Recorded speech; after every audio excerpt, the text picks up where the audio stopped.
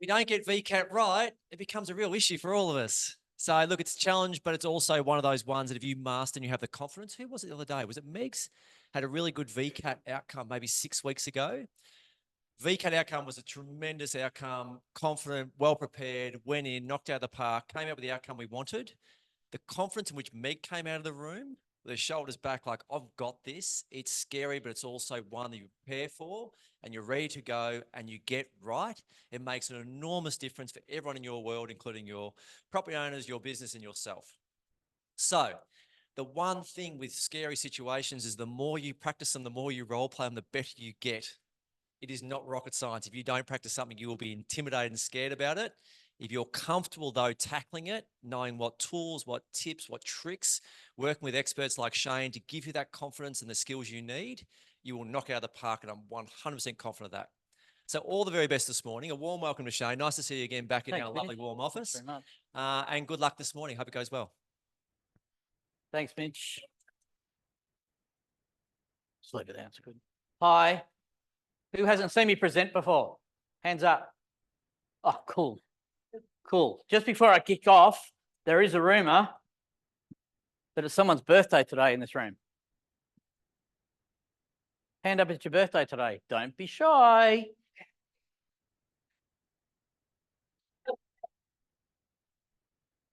I got the email late yesterday. 29? Are we singing or we're not singing?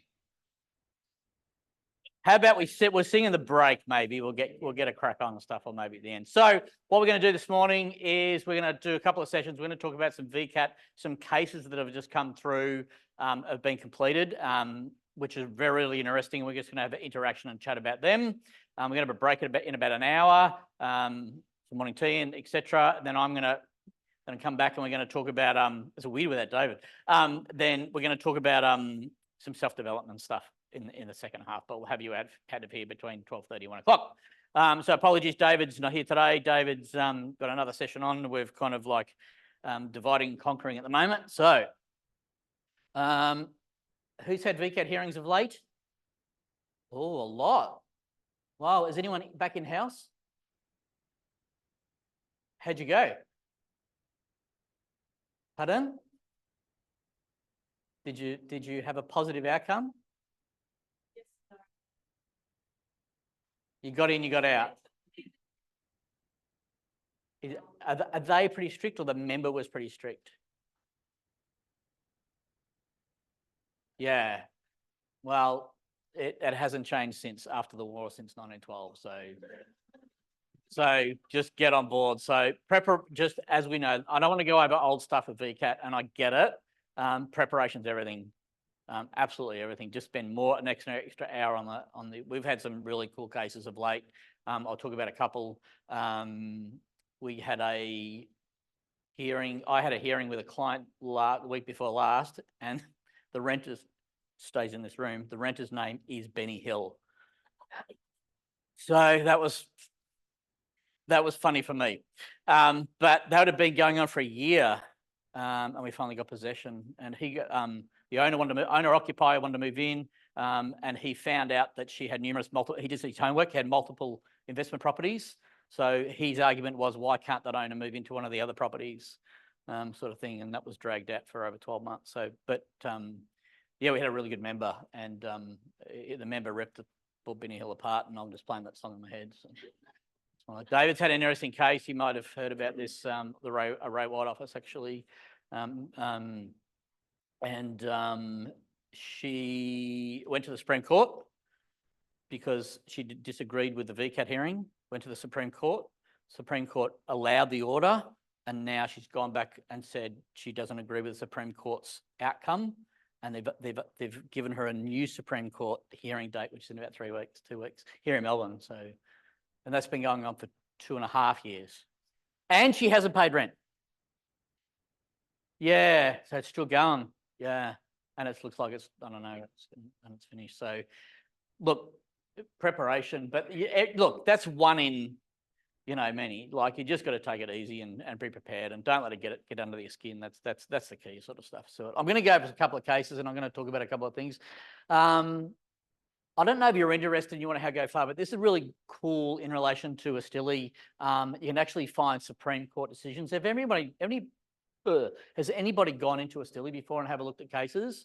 Yeah, it's quite it's a rabbit warren to get through it. So David's in a video which is really cool just to go through it.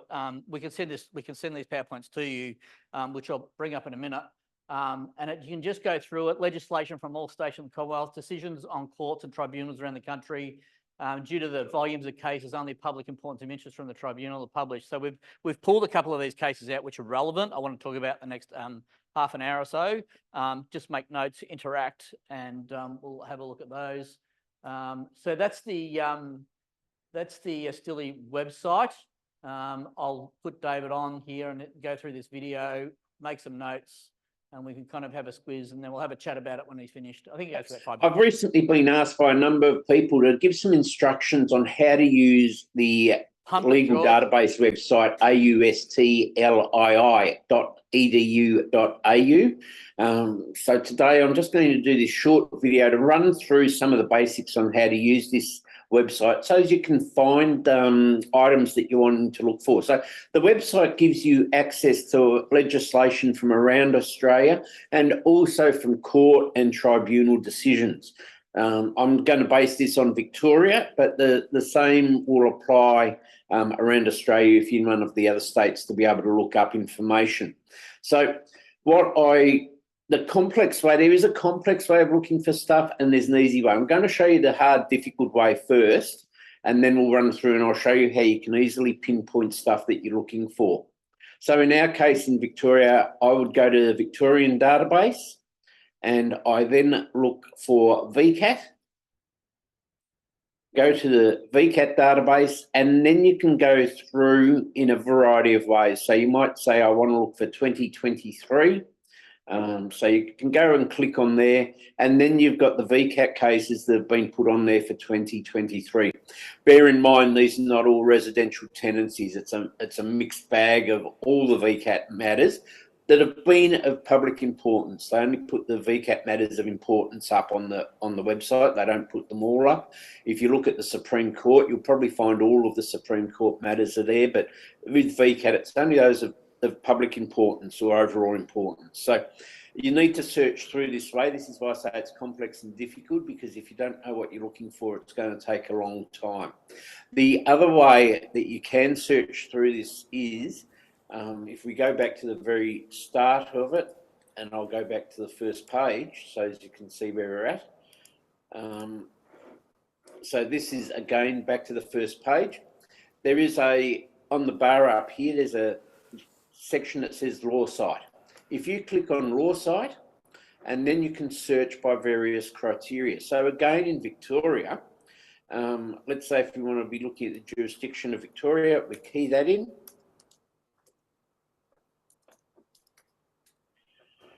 If you're wanting to look up the Residential Tenancies Act, you can look for the legislation. So it's Residential Tenancies Act.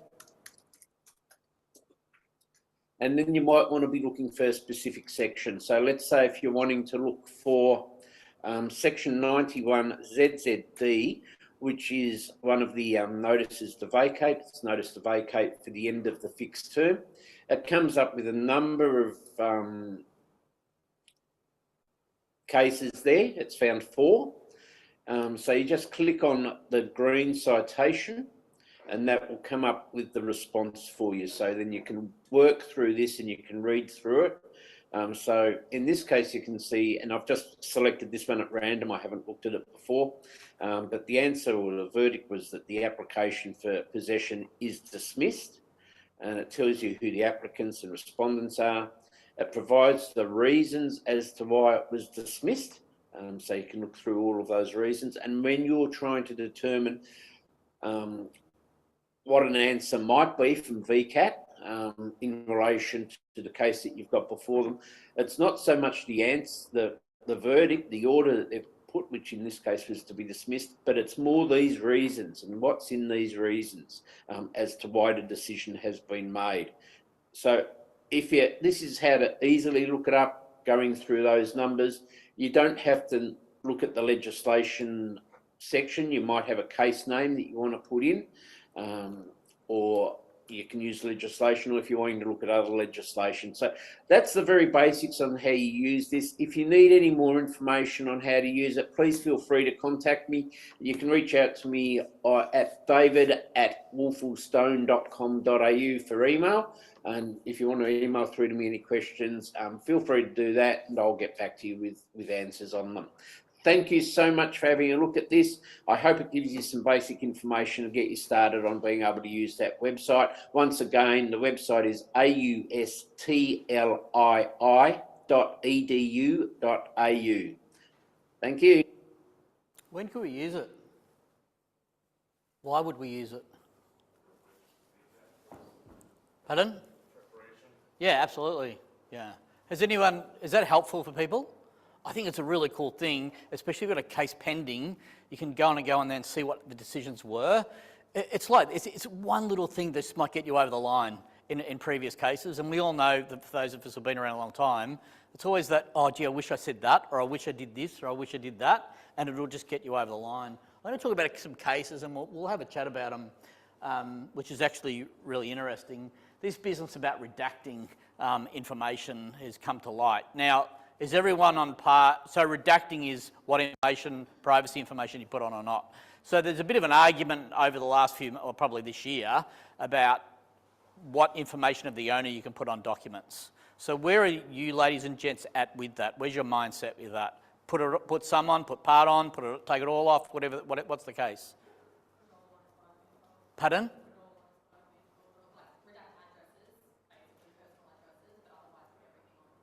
Okay, yep. Anyone else? So we're actually saying don't redact everything. There's been some cases where they've been dismissed because property managers have taken some information off.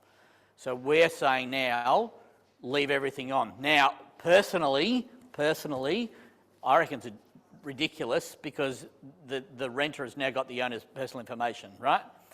But then I kind of look on the other side of things and I'm thinking, if you had a car accident or any other legal sort of thing, the other party's information is going to be entitled in court.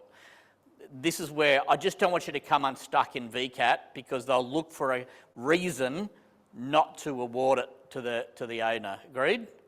That's my opinion. Go. Is there any reason why, when you're providing that information on a notice, for example, an owner's address, that you can't change it to the agent's address, like make it care of O'Brien Real Estate wherever at our address? I think you're going to fall into the same trap because VCAT member's going to go, you're withholding the owner's full information. You're redacting it anyway. Yep. I kind of, and it has to be the street name, suburb, address, and phone number. But look, I'm on the fence with it because you can actually find out people's details pretty easily in this day and age. So I don't know. Look, it's a tough one. I'm just saying, professionally, we're saying don't redact anything. There's just been cases like this one where it's been dismissed out of VCAT, and you just don't want to kind of, because it's so difficult as a road, you just don't want to get to a hearing and you've just missed that for the sake of whatever the case is. So it comes back to educating the owner. Look, we're going to do this, but we have to do that, and then kind of see where it goes. Obviously, the key is, don't go to VCAT at all. So Corrosion Consultants Pty Limited versus Gilmer in the Federal Court. This matter was whilst not in relation to the Residential Tenancies Act. Justice Barker stated the administrations of the justice are best served first by the parties endeavouring to agree on redaction where one party considers that redaction is appropriate, or if the parties are unable to come to some agreement about that to apply to the court ruling.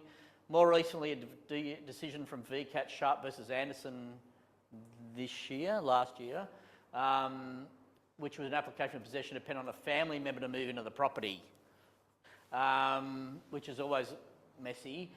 Into the property, the application dismissed the RRP's address has been redacted from the stat deck. You can't redact stuff from a stat deck. It's a stat deck. Does it make sense? So as I said, I wouldn't redact anything. I don't like it, but I wouldn't redact anything. Has anyone got one pending at the moment? have you got a hearing pending, or is it? No hearing pending, but a notice to do, an application to do? And does the owner want the info? Have you discussed redacting and not redacting with the owner? Yeah. Not at all. I think this is where it's going to come from. So just the people in the region. So I would honestly just go back to your owners if there's going to be an application or notice to vacate, and I would just tell them straight up, we're going to make an application, but because of the law these days, we have to give the courts and other parties your home address or whatever's applicable on the managing authority. I just don't want to get dismissed for you. Make sense? Yeah, cool. I don't like it, but that's what we're going to do. DiCarlo, oh, this is really, actually, a couple of these are interesting. I had to make notes for myself.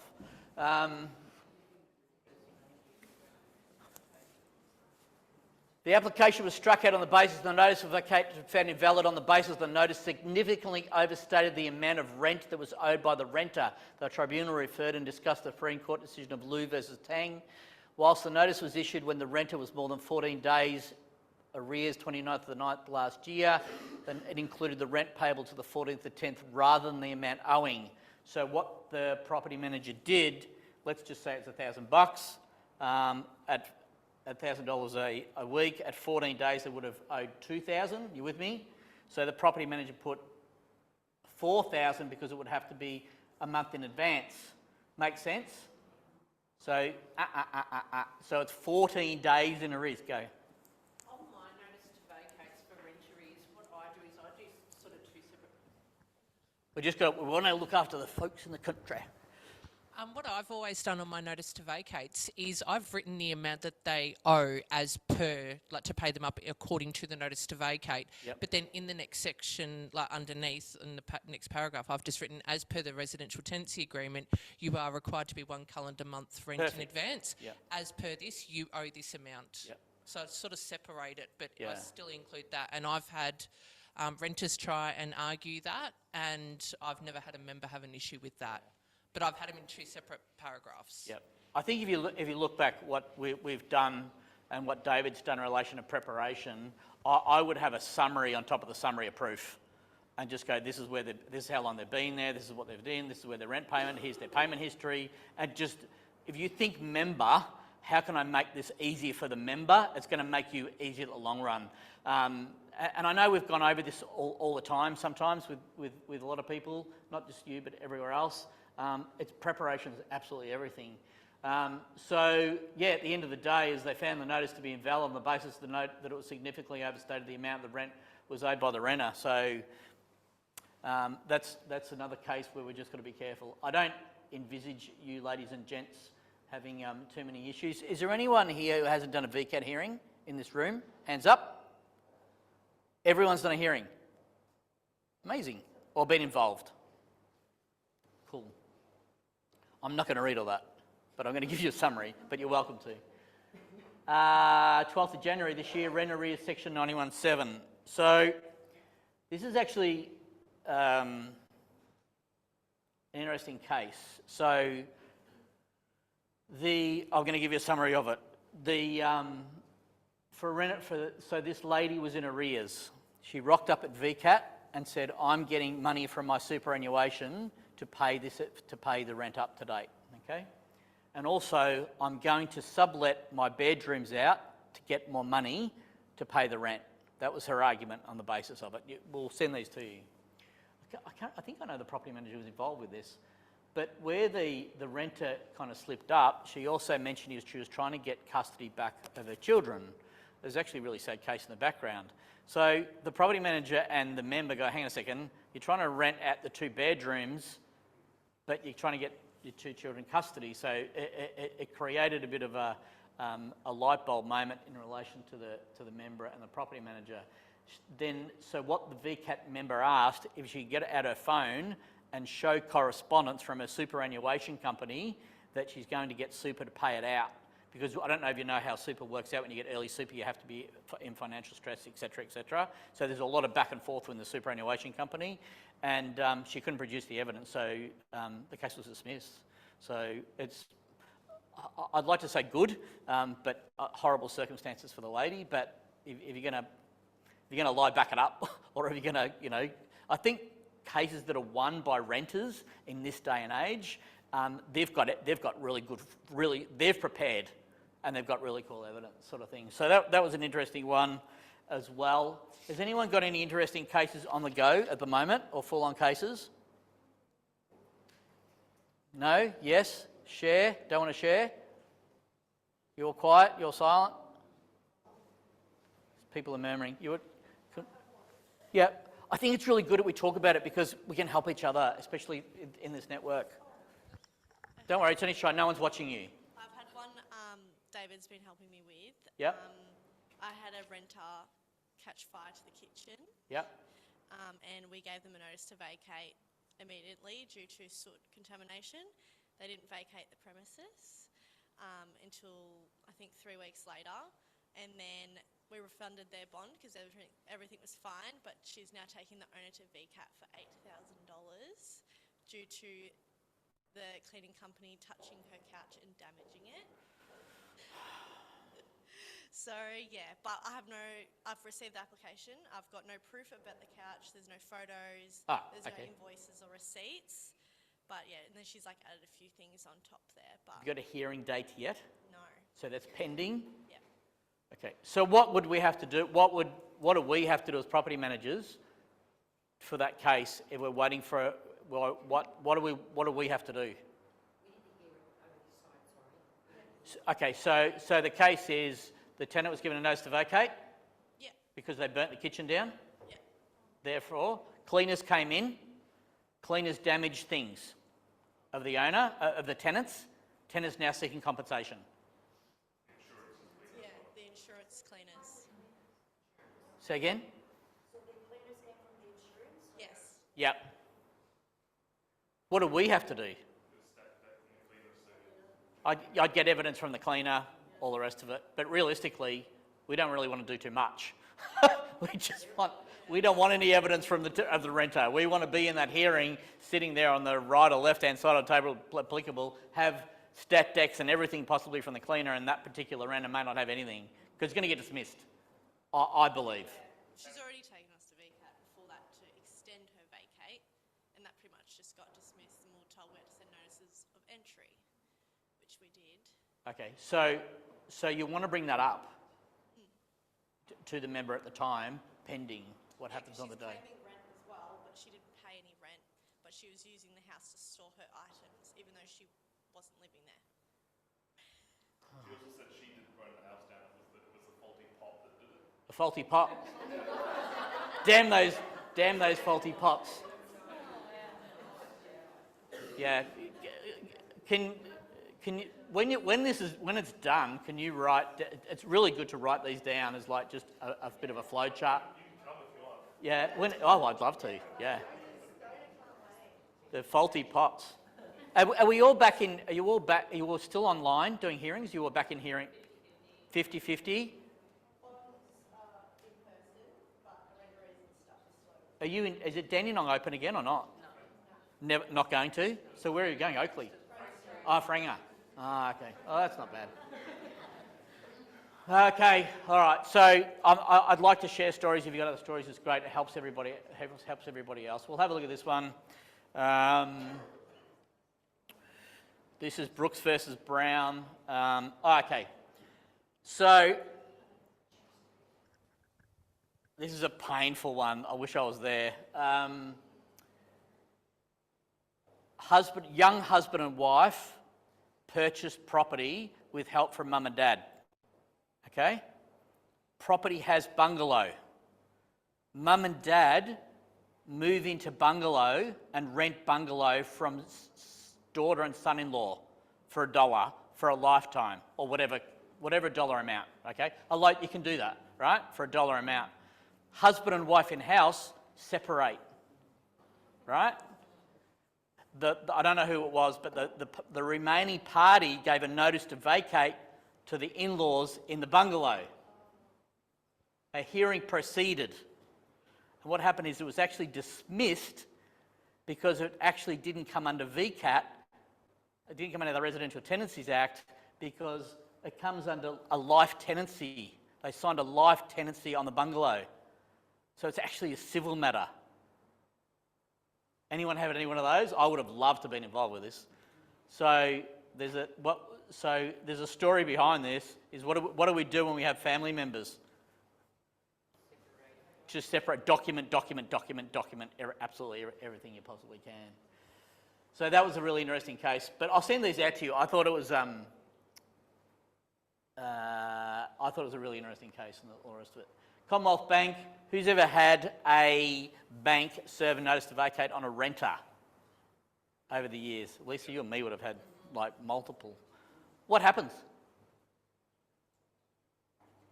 Is the bank can bank supersede the agency? Can they just do whatever they want? Pardon? When we had banks serve a notice on a renter, yes, they. Yep, absolutely they can. Yeah, I've had renters ring me and say I've got a notice to vacate. So usually it's because the bank's chasing the owner and you can't get onto the owner. So CBA took possession of the property after the RRP defaulted on the loan. The Commonwealth Bank then issued a notice to vacate under section 325 of the Act, and the notice to vacate from the mortgagee requires the notice to vacate from the mortgagee requires a court order showing the mortgagee's entitlement to possession. CBA had not provided a court order. The Supreme Court determined that an order was only required to be provided with a notice to vacate if an order had been obtained. In this particular situation, CBA had not obtained a court order. Under the Transfer of Land Act, the mortgagee does not require a court order to take possession of the property, so as long as they have provided the required notification from the borrower. Okay, so this is a case where the Transfer of Land Act supersedes the Residential Tenancies Act. Okay? And there's a lot of acts which supersede the RTA. Lots. The RTA is probably, we're bottom feeders. Go. So with obviously a possession, they have to be sold at auction as well, which means it has to be vacant possession. I'm trying to think of the ones I've done. Most likely, yes. I have had cases where their actual renters bought the house at mortgagee auction, and they've just stayed on. So, yeah. It's usually those cases where you've got an owner and you haven't heard from them for a while. You're ringing for maintenance. They're not just not taking the money. They're ringing up, that sort of stuff. Broken marriages and things like separations are common occurrence offshore. With the Privacy Act, would that supersede VCAT requesting owners' details? I would say no. The Privacy Act's really complex. I might shoot you all an email about the requirements for what the Privacy Act, because what people do goes, that's against the Privacy Act, but it's actually quite detailed of what is and what isn't, and there's a lot of interpretation going on it, but I'll put something together just as a summary where it's applicable to property managers. David and me, this comes up all the time, and everyone goes, oh, the Privacy Act. You just got to be very careful because there's different things on different situations. So, but I'll shoot something over to you. So there you go, that was something else. So I just kind of want to quickly go around the room and we're going to talk about VCAT, then we're going to have a break because I don't want to bang on about VCAT too much. Pardon? Yeah. David, obviously David's a get. Oh, look, I used to love VCAT and now I'm just like, preparation, don't go, that's the key, end of story. That's my motto in VCAT, but we've got some complicated cases. So who's got less than 2 years experience in this room? Okay, those people with their hands up, have they done VCAT hearings or not? You've done some? I'm just going to pick on you. So you're the new blood at Berwick? I heard the rumour. I'll pick on you, young lady. That's okay. So you've done a VCAT hearing? Yes. How many? You got a good voice, that's great. How many? Two? Yeah. And did you have I don't like saying win or lose. Did you have a positive outcome? One was and one wasn't. Can I ask why it wasn't? Yeah, so the renter had to, again, I had just started, so I stepped in from the previous property manager. That's okay. But the renter organised a plumber after hours and wanted to be reimbursed, and the owner was refusing. How much? And VCAT, I think it was 860 Oh, wow. Okay. or something like that. Yeah. And yeah, the owner was just flat out refusing to reimburse him for it. And anyway, VCAT awarded the renter. Yeah. And whole amount. what was the outcome at the hearing? Check. Yeah, reimbursement. The owner. So the renter got the money? Yeah. Oh, okay. And what did, It was over a blocked toilet, sorry. yeah, who blocked the toilet? Yeah. Well, I don't even remember, to be That's honest. okay, It that's was so fine, that's fine. early I on, just wanted to get the case. So, sorry, what's your friend's name next door, you? Luke. Luke? Have you done a hearing? No, no. Not yet? Are you excited about doing a hearing? Yeah, absolutely. I'm going to ask you again in a year and he's going to go, hell no. That's fine. Okay. So has anyone else got a hearings going in the last couple of years? Kate, go. Don't be shy. Dan. We've got to share these things in this room because it's really good because we'll support each other. So it's a cool thing.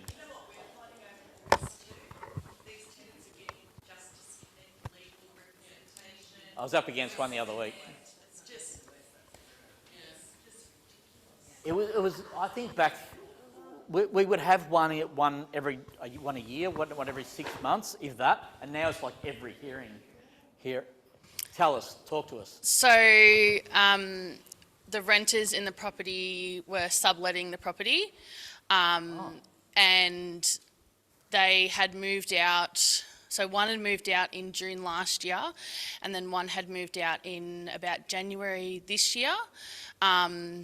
And at about February, I think it was the start of February, we got complaints. So the property is actually on top of a shop, which we also manage. So we manage the commercial, and we also manage the residential on top. Stressing out.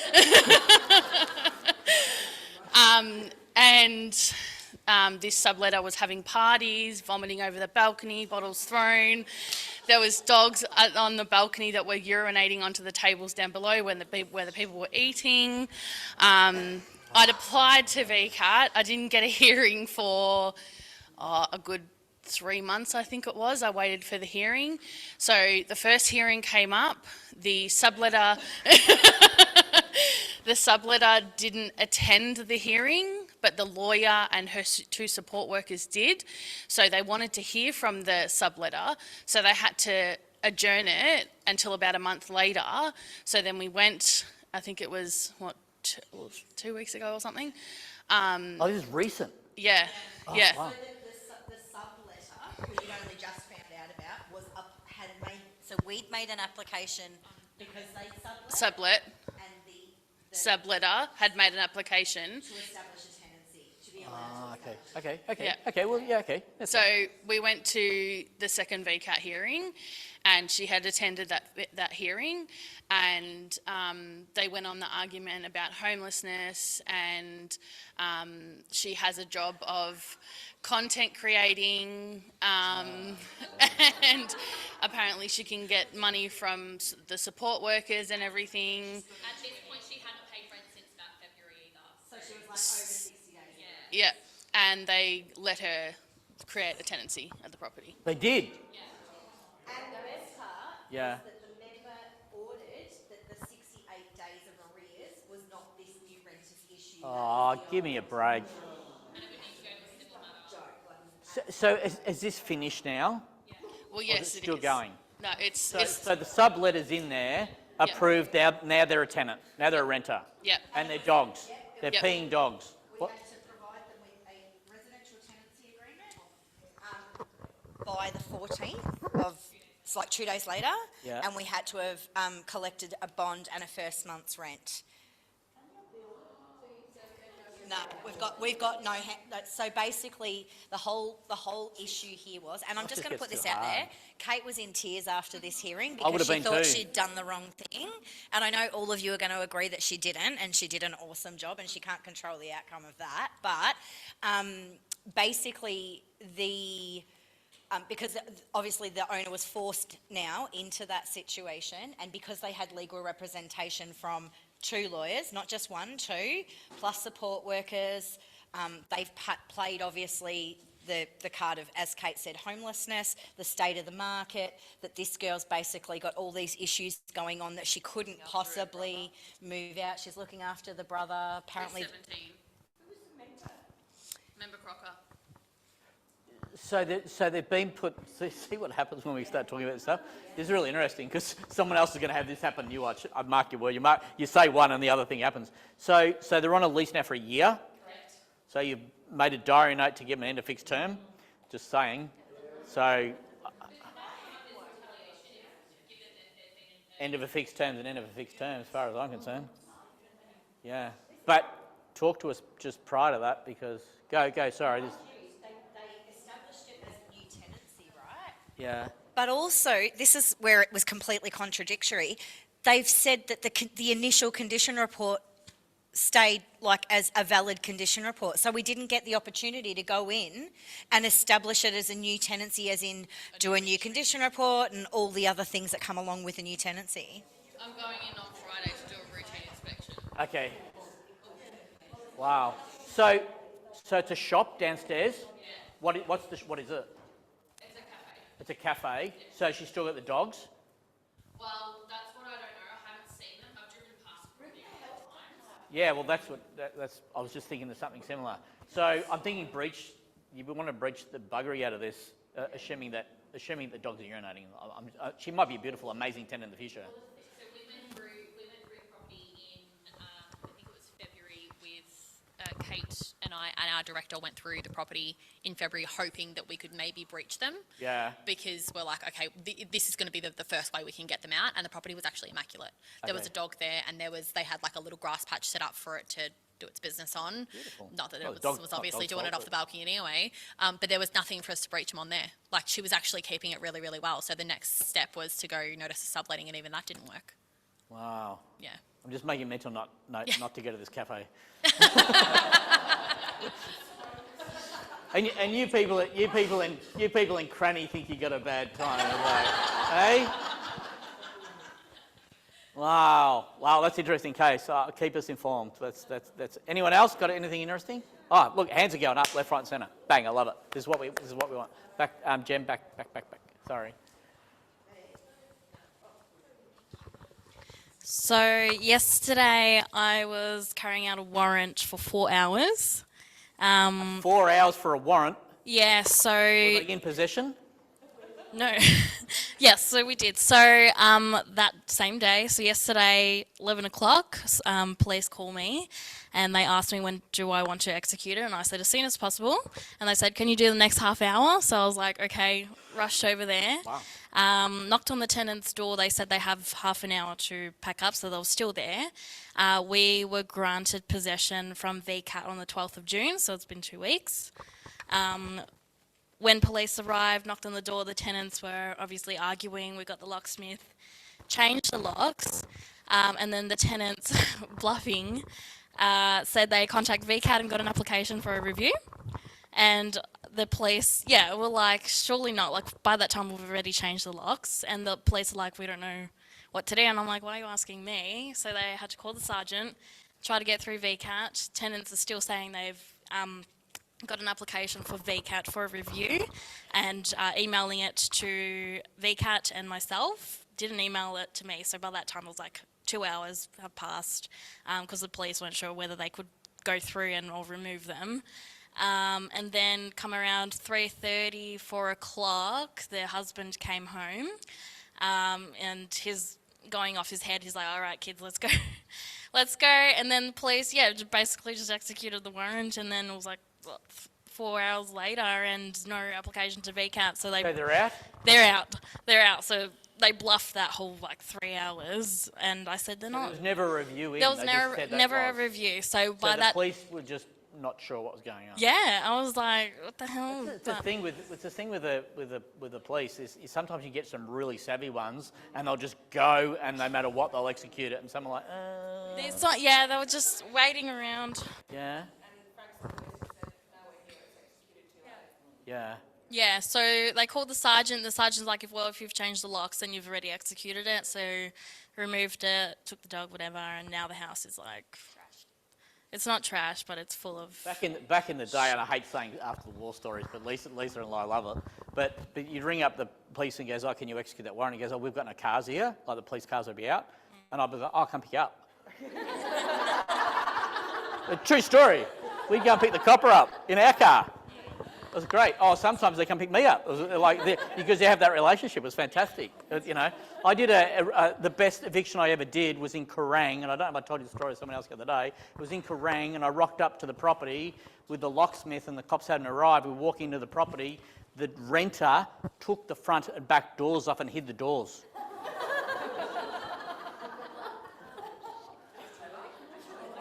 How smart is that? That was the smartest thing ever. Me and the locksmith are just like looking at each other for like 2 minutes going, like, how would do it? Jay, did you have one?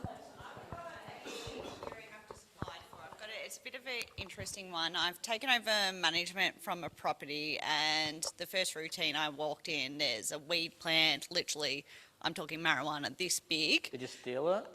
No. I actually thought it was a weed, like a horrible plant. I was like, surely no one will plant this ugly tree here. I'm staring at it for 5 minutes. And anyway, I got 3 renters just staring at me looking at this plant.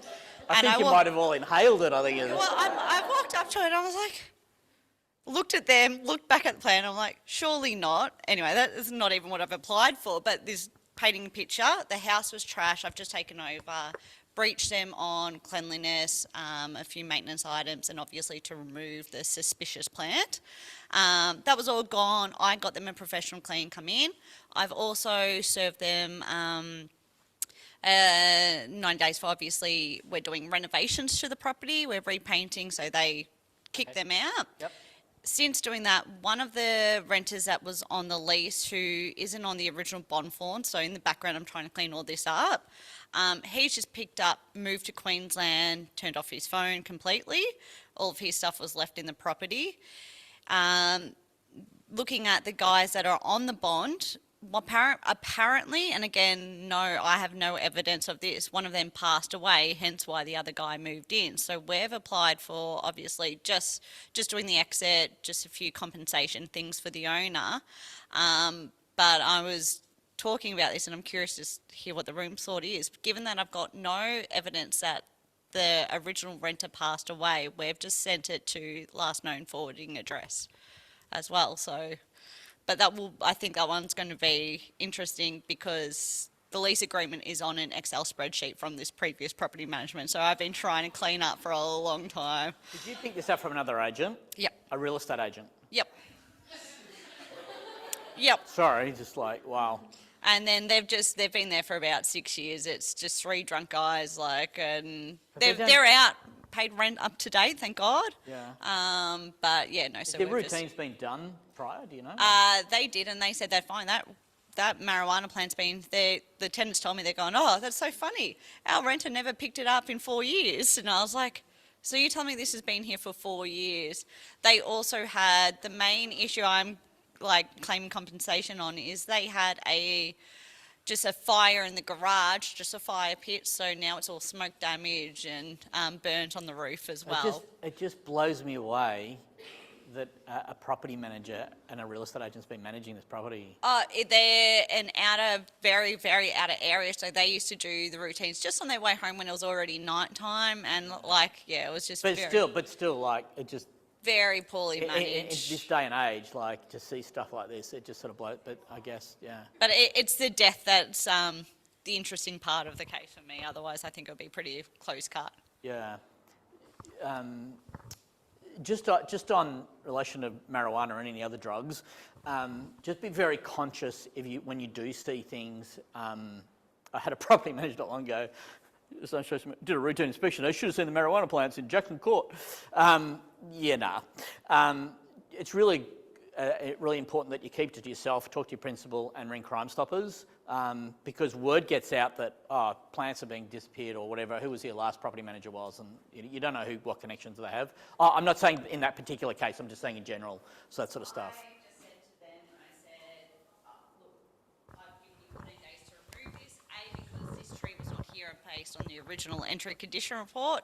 it's to be gone. I said, it is suspicious. They didn't argue with me. Yeah, I that's said, fine. I don't care where it goes, who it goes to. Yeah, that's right. It's not to be on the property when I come back, because the next time I have to bring a police officer with me to identify Yeah, it. fine. Yep. Just safety first. Just common sense. Common sense. I did a routine before and I found a whole lounge room full of plants. The owner was with me. The guys were out. The owner came with me to do the routine inspections. We found the plants. There's like 17, 18 of them. It was in Cave Hill Road in Lilydale. And then we left the property. No dramas. He didn't really care about it. And then the next day the tenant rang me, goes, something's been stolen from the house. Well, yeah, call the police. So allegedly the owner went back after I did the routine and grabbed the plants. Allegedly. But that's karma at its best, isn't it? But, you know, once you've been around for like me and years, you just hear these stories. So I'm just really disappointed that there's another agent out there just not doing their job. It really makes me angry.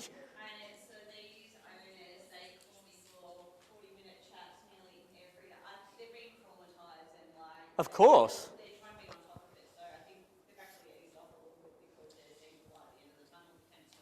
Yeah. Okay. So you're renovating it and redoing it all over the gate cases. Yeah. Cool. Anyone else got anything? Yeah. Go. We'll both. We'll come here. Oh, you've got the microphone. Sorry, I didn't see it. Yeah. Go. I have for something Sorry, different. I've got an interesting one coming up, actually. It's just a straightforward bond hearing. And is this in Werribee? This is in Werribee. I sent Mel round there with a baseball bat, but it didn't work. Yeah. No, I'm joking for those that were at that hair training session. I've just had something come to light. So it's a very straightforward bond hearing. There was a renter, sole renter, left in the property when I started managing the property. It's not even the full bond. Oh, no, sorry, it's the bond only.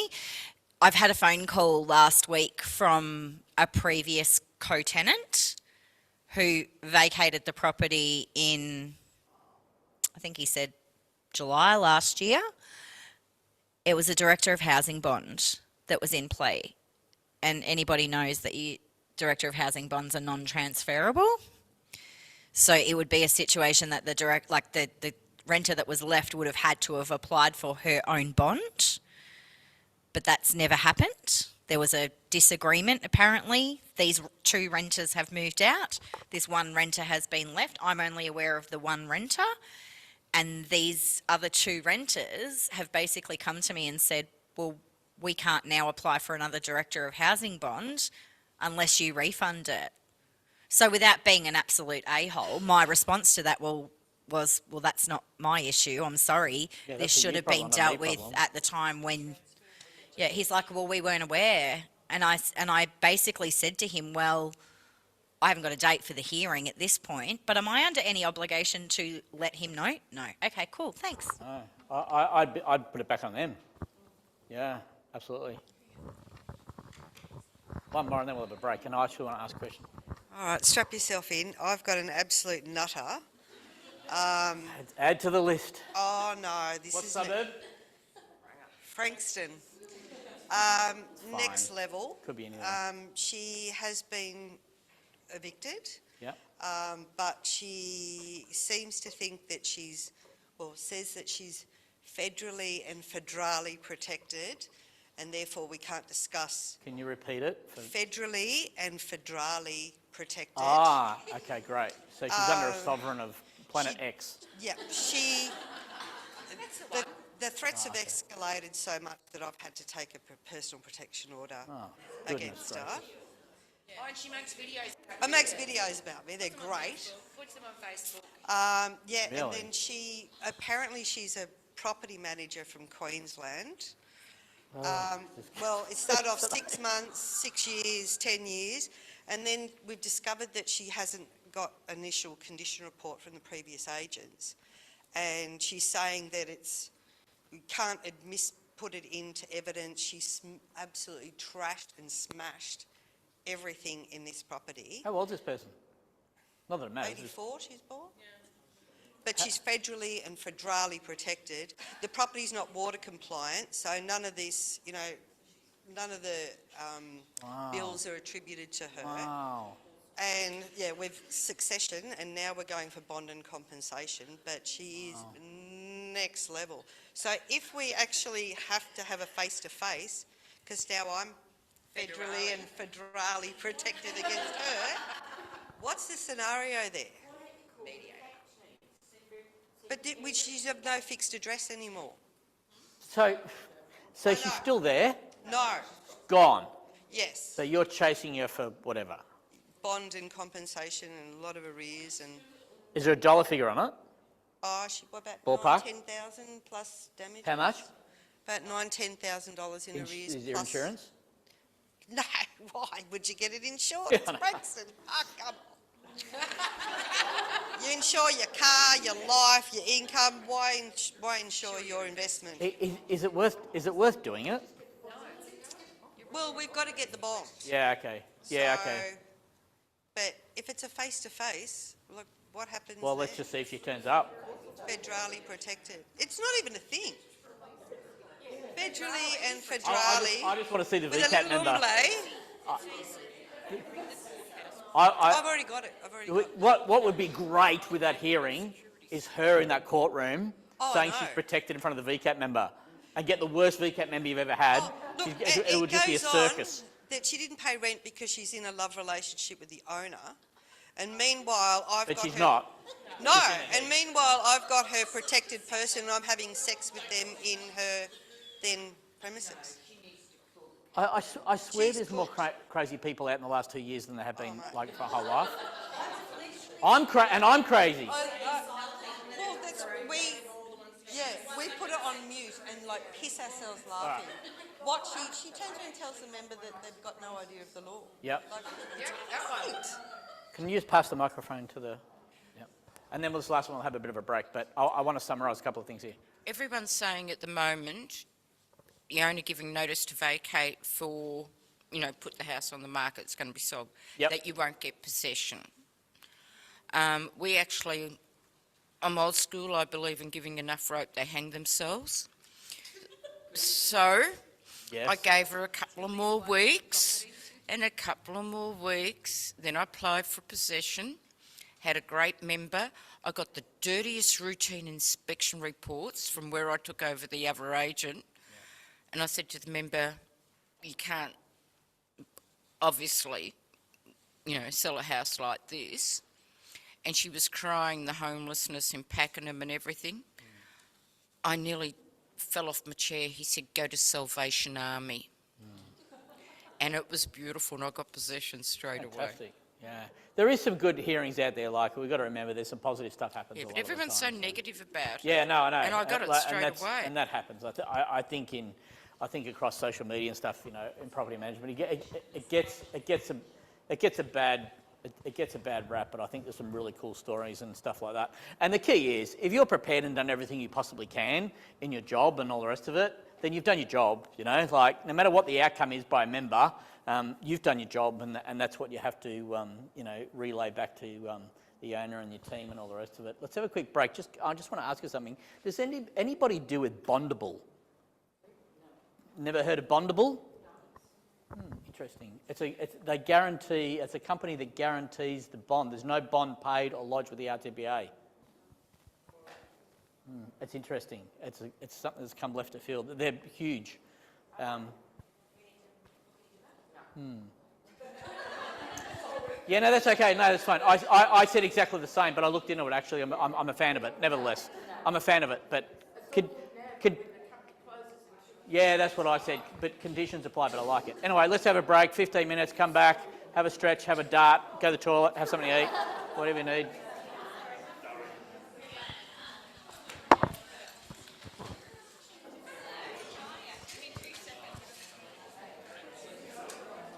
How are you? I saw her now. Yep. Is she working before? Pardon? Oh, Yes. She's She's here. Yeah, that's right. Yep. We're going to ask you a few questions about something I've got going on. Yeah. All good? Can I mute it? Can I mute it for now? Because they're not back yet. Again, please. It's going all right? So I can just mute now? 1, 2, 3, 4, 5? Okay, so I can mute it and then turn it back on.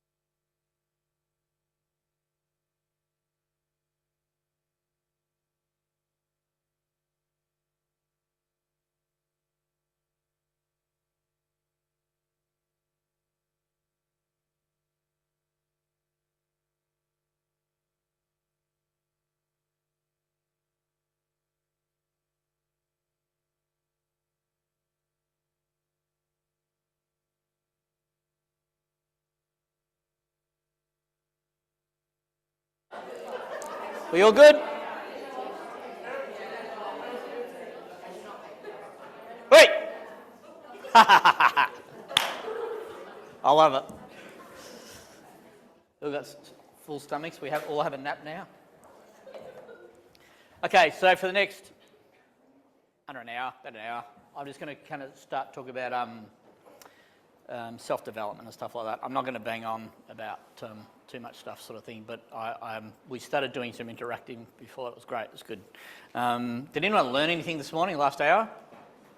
One person. Great. Two. I was doing I love stats about what property managers deal with and what they don't deal with and what they know and what they don't do across the country. And hopefully by Christmas I'll send some stats out from what me and David have had a look at. Example, the number one reason why owners ring your office. Anyone got any ideas? I've said it before probably to you guys. Pardon? Nah. Nah. The number one reason is they can't read a statement. And when I say that, everyone goes, oh yeah. It's just interesting. So I want to kind of get familiar with what we're not familiar with. So I did some interesting work over the last few weeks with another group, and I asked around the room and online and all the rest of it if everyone knew what vacancy rates were. And a lot of people say, oh yeah, our vacancy rate is 2% or 1% and all the rest of it, but a lot of people don't know how to calculate that. Does everyone in the room know how vacancy rate works? Be brutally honest, if you don't, it doesn't matter. No one. It's a couple of nods and yes and no's. It's actually interesting, isn't it? So as a property manager or a BDM or whatever you may be, you really need to know how vacancy rates work. Make sense? Does everyone know how rental yields work? Yes? That's good solid, yes, a good solid yes. Negative gearing? Yes. Positive gearing? Yes. And depreciation, you would pretty much know about depreciation, yeah? So hands up those who don't know how to calculate, and there's no judgment here, there's no right or wrong, it's no big deal, right? I'm going to show you, I'm going to go through some things anyway. So who doesn't know how to calculate vacancy rates? 2, 3, 4, 5, 7, like sort of half the room, and that's totally fine. Okay, so the good people at Wolf and Stone, we've made an information sheet which states how to calculate all these things. So I'm going to, for those who said no, take this with you, steal it, borrow it. I'd send you this in a soft copy, but we've put it on a PDF, David, so we don't copyright it. But for the borrowing group, you can have it. So, Lise, can you just hand it around to people who haven't got it? So, sorry, I'll give it to Jim. So, what I suggest you do is retype this on O'Brien's letterhead and start giving it out, putting it in your desk and all the rest of it, and just have a read of it. Easy read, makes things nice and easy and all the rest of it, because guess what? Up until about 2 months ago, and Lisa and I started property management in 1906 or 07, I only recently knew how to calculate a vacancy rate as well. Like, I didn't know. Because I said to David, do you reckon people know? And I said, I reckon they know what it is. I don't reckon they know how to calculate it. So get familiar with the unfamiliar. Anyone else? Did you? I can send that to you. I just don't have it on a Word document.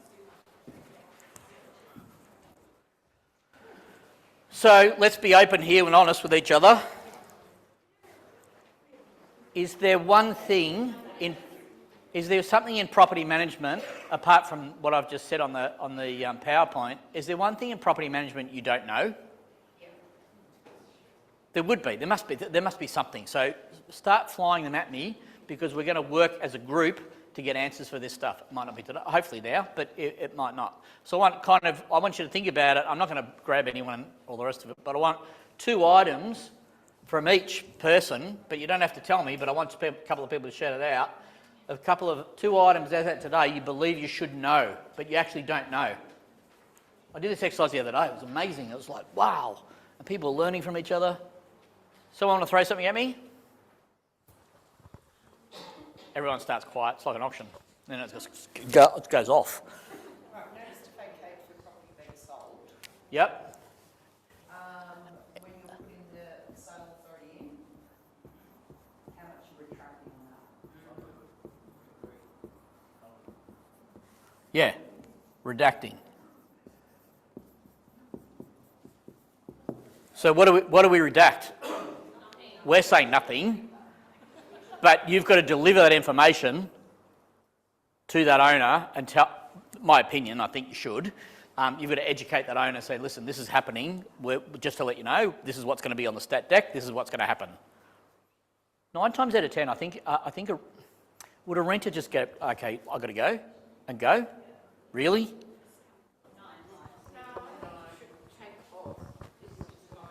Yeah, that's okay. Yep.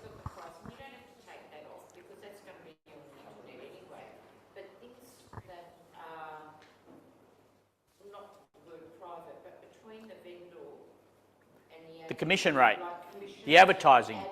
I'm telling you now, that your competitor knows anyway, but I agree, I'm not disputing with you.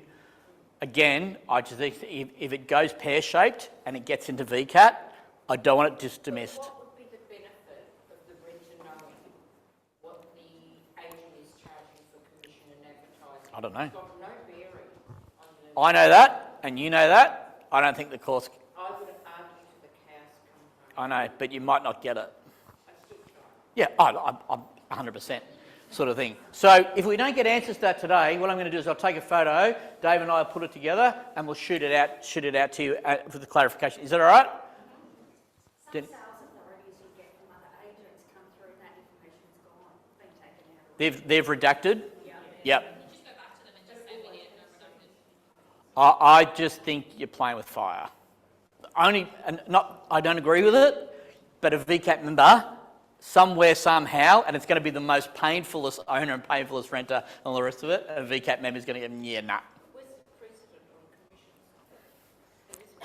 There's none.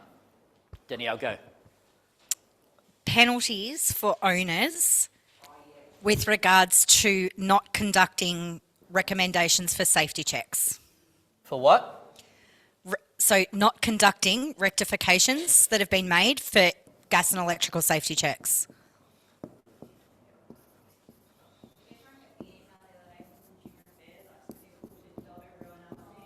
Yeah. Does anyone know the answer to that? I don't know think, off the top of my head. I actually don't think there are penalties as such under residential tenancies, because I went hunting for this the other day to push an owner to do some rectifications My offsider? that Erin found for me. David actually had said in response to a question similar, Oh, actually, I read that, yeah. it didn't have anything to do with residential tenancies. It was to do with being in breach of the Estate Agents Act, but that kind of didn't help my question because I was putting together an email advising, like I did a whole heap of stuff because this is a very old Italian owner who makes my life very difficult at times. But I was trying to make him understand the importance of getting these rectifications done in terms of what if something was to go wrong. Sorry? Yeah, he doesn't care. My issue was I was trying to put it to him in terms of monetary I get where value. you're coming from. It's great. Yeah? Yeah, monetary dollar But figure. there's nothing anywhere that I can find. Great question. I'm going to find out. Great question. Keep shooting at me. What don't you know that you think you should know? There's heaps. I was going to put up there about like 9, and I thought I'll just do 2. Go. Always is. Get an authority to sell one of your rental properties, you've got to make sure on their authority that they've ticked with vacant possession. Yeah. Because if they don't, and you go to court for possession because the renter didn't move out, the authority is invalid. And it's happened to me. But the renter moved out anyways, so it's fine. So does everyone, hang on, let's talk about this, there's a lot of murmur. Just one sec. So there's vacant possession and there's rents and profits. Okay, you with me with that? So rents and profit means that the renter's going to stay there and he's going to get rents and profits until such time that he takes possession and owner occupy. Go down here. Oh, I was just going to say about mandatory disclosures. Yep. So, for example, you've got an owner who their circumstances changed since they filled out the initial mandatory disclosure statement during a tenancy. Yeah. Let's just say they're under financial stress or whatever the case may be, and they have to sell the property. In terms of, from the renter's perspective, you serve the tenant, or the renter, an notice of intention to sell on the basis of that the owner did not disclose that they had intention to sell at the time they filled out the mandatory disclosure statement. Can the tenant vacate with 14 days' notice? I'd say yes. I do too, but I just wanted to clear that up. I'm pretty confident, 99.9% that I'm confident that they would be. So it happened to you. So it came up. They ticked rents and profits and not vacant possession. Is that right? Subject to, I think, like the tenancy or something. Oh, sorry. Yeah. I can't remember exactly, That's but okay. it was like due to the fixed term or something like that, which is most of them do like tick that, and it was through another agency. And we went to court, and he said straight away, looked at the authority, and said, nah, chucked it out. Wow. But the rent ended up moving out anyways. Yeah, yeah. But that's okay. now I tell all our agents when I get an authority from them, make sure it's ticked, because let's pretend the renter doesn't move out. It's going to happen. End It hasn't badly, happened and already. then I don't want it to fall on you. Yeah, good. So Good. yeah, Good. and I didn't know that until it happened to me. That's so. good. And you know what? That's good learning. Mistakes are great. What don't you know that you should be knowing? Go. Hold. I don't know whether it's just me that doesn't know. Fine. I had an owner come to me the other day. I had a renter give their notice. However, they were breaking their lease. So I said to the owner, we need to obviously advertise it. And then they said, where does it state that we can't increase the rent? Okay. And I called Consumer Affairs and they said technically there's nowhere that actually says that they can't. Yeah. Lease breaks are not on the RTA. So that one really threw me because I was like That's okay. taught to not increase the That's rent on okay. a break You- lease. You're not alone. It's a bit of an urban myth, and I'll get Lisa to back me up on this because I'm trying to get my mind around this. So if parties agree, if the departing renter agrees or doesn't care, they can advertise it at a higher rent? You can't inhibit the property from being released. Yep. Is basically, so if you're going to put it up at $50 extra a week and that's going to stop the property from being relet, then you can't charge the renter that's vacating. So you can't do anything to make the property not be relet. And they can then argue, well, you put the rent up, that's why the property's not being relet. So it is a little iffy. Was your owner in their first term, or there's consecutive term after that, like a subsequent term? First term. Because a lot of people, I think, get confused with the lease break in a subsequent term. Yeah, that's right. Yeah, so if we fast forward to a hearing, okay, and say the renter's taken them, said, hang on a second, I'm being paying rent here every week, I'm not even there anymore and they can't rent it, then it's the loss of the owner, and then it's going to come down to who's at the greater loss each. Is that right? Yeah, sorry, I've got my brain here going. Yeah, real life story right now, I've just broken my lease. I've been 5 months in and I'm breaking the lease and I've got really reasonable rent, and the property manager come to me, who's a friend, and says, we want to put it up. Oh, yeah, I'll tell you the figures. So we're going to put up to from 450 to 500. And are you okay with that? Yep, no problem. That's fine, signed. And we've had 2 opens, it'll go, right? I don't have a problem with it. I'll do anything to help anyone, right? But if I said no, right, and then they couldn't rent it, then it's probably going to come back, long term it'll come back on me. Well, what a dickhead, what you know. And it's all, yep. I have to tell the renter that we're putting up the rent. Yeah, absolutely. Yeah. It's full disclosure. Yeah. Full disclosure, and also make sure you just get stuff in writing from every party. So, if it went to VCAT, in a second, we got this. Everyone knows. But it's not. Lease breaks are not under the Resident Tenancies Act. Compensation is for a loss to the owner, and then the tenant has the right to make an application for compensation too. Is that right? That's right. Yep. So where does the lease break fall under if it's not that? It doesn't. It doesn't. Yeah, it's compensation. Yep. So there's another residential turn sec. This is what I like being in these rooms like this. We just learn stuff, and this is a really cool exercise.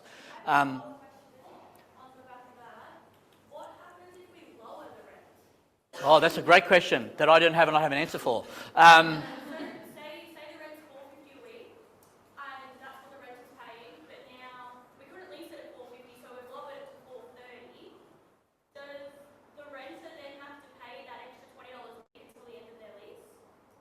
Till it's relet. Till it's. I don't know. I think that was one of those urban myths. Not technically, if your renter turned around and challenged that, you wouldn't win. There's no way. Yeah. Because again, it's not covered under any legislation. Lease breaks are a funny thing. Yeah. Because what happens in property management land, and there's no disrespect to anybody in this room, people are taught by your predecessor, and they're taught by that predecessor, and they're taught by that predecessor, and it kind of just keeps going frickin' decades. So yeah, and I only learnt from Lisa and from years ago that and then I did a hearing, and the member ripped me a new one.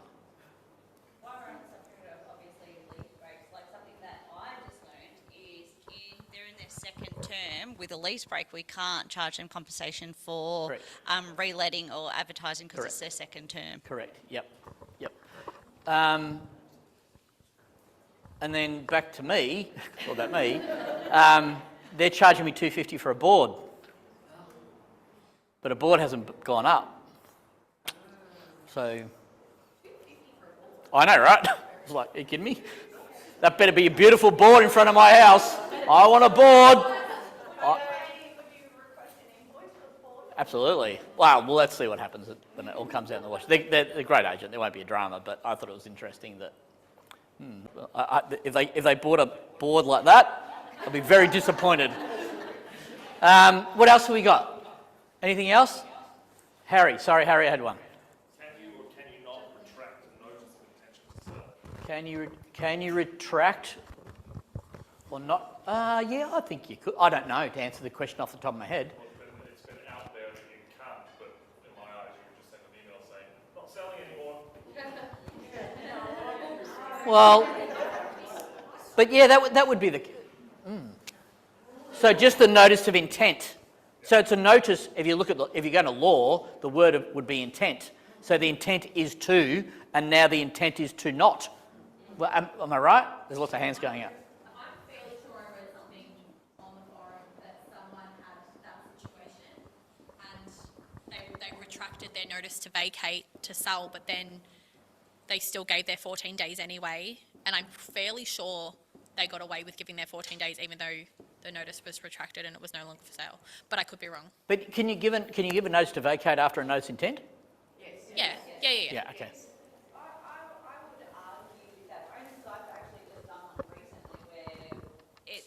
The owner has no intention of sell. We just had a potential buyer for this particular house. It was on the market 2 years ago, very unique.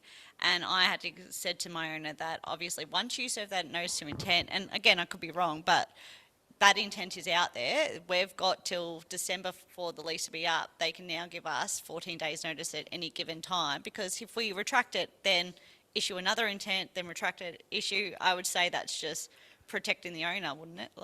Yeah, we had a case like recently, the last couple of weeks. There was it went on the market last November. So they got a notice of intent last November. So renter's still there, and then they sold it a month ago, 3 weeks ago. So they sent a new notice of intent out and the notice to vacate, and the tenant goes, "I'm not going anywhere." VCAT dismissed it because the original notice of intent was 4, 5, 6 months ago, whatever the case was. Oh no, sorry, they didn't do a second notice of intent. They didn't do a second notice of intent. I know, right? I know. So that's a great one. I'm going to get answers for you this, and I'll send them out as a blurb.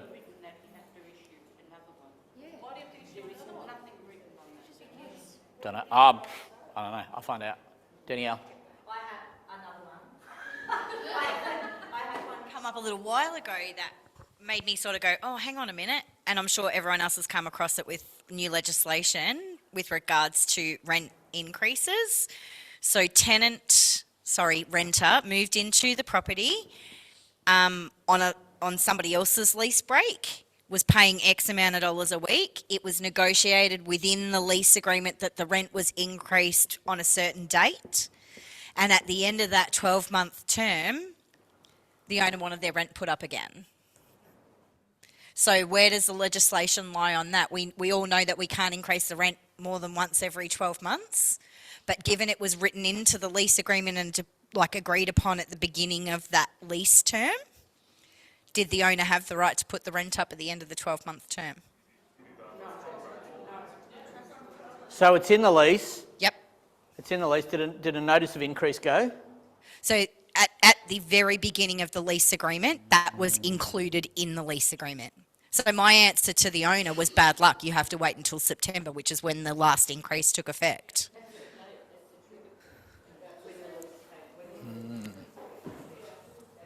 That's the trigger point, yeah, and that was my argument. But I just wonder if anyone else had had that come up and it had gone the other way. Same thing, yeah. Be July, yeah. And that was, but he was trying to argue with me that because he signed a lease in whatever month it was, January or whatever the case may be, that it should be, the trigger point should be January for argument's sake. Yeah, I would say yeah, like absolutely, yeah. That's what that was. Yeah, that Yeah, was where that's I common. went with it. The date the increase took effect it's 12 months from that date, not from the beginning of the tenancy. Wow.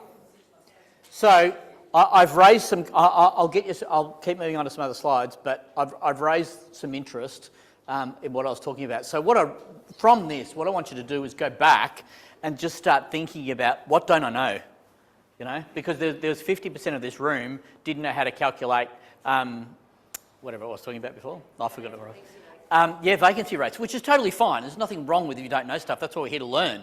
But it just goes to show you what we do and what we don't know. And so it's really important, moving forward, we kind of just be sponges or whatever the case is. Agreed?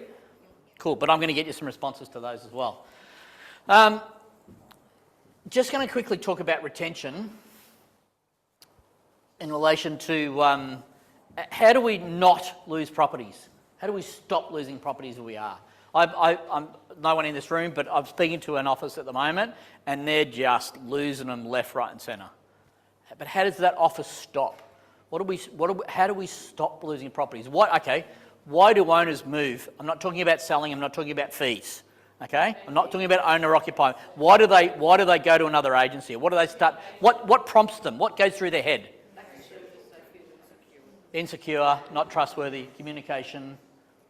How do we slow this down? Because I'm not a fan of going, it'll just stop. There's always going to be someone who's going to leave you for whatever reason, and you can work with these people for years and years and years and years, and all of a sudden, random, bang, they've rung up and go, I'm going across the road, and they think, I thought we were friends. But how can we slow this down? Relationships. Pick up the phone is my number one thing. Yeah. So worked in an office the other day, and they were younger crew, and I don't know if that matters, but they were younger crew. They were emailing, and I've got a slide. I did training here last time. It's about I'll give them a call. I'll send them an email. No, call them. I'll send them a text. I know what I'll do. I'll send them another email. Oh God, just pick up the phone. It's going to save so much anguish. Okay. So back in the day, and I still like this, I like the Shano's 25 and 5 method. Now everyone's going, I don't know, we want to do this. So basically, 25 and 5 is calling 25 landlords in 5 days. There's five landlords a day that you never speak to and all the rest of it. Now, it's really awkward. It's like a cold call.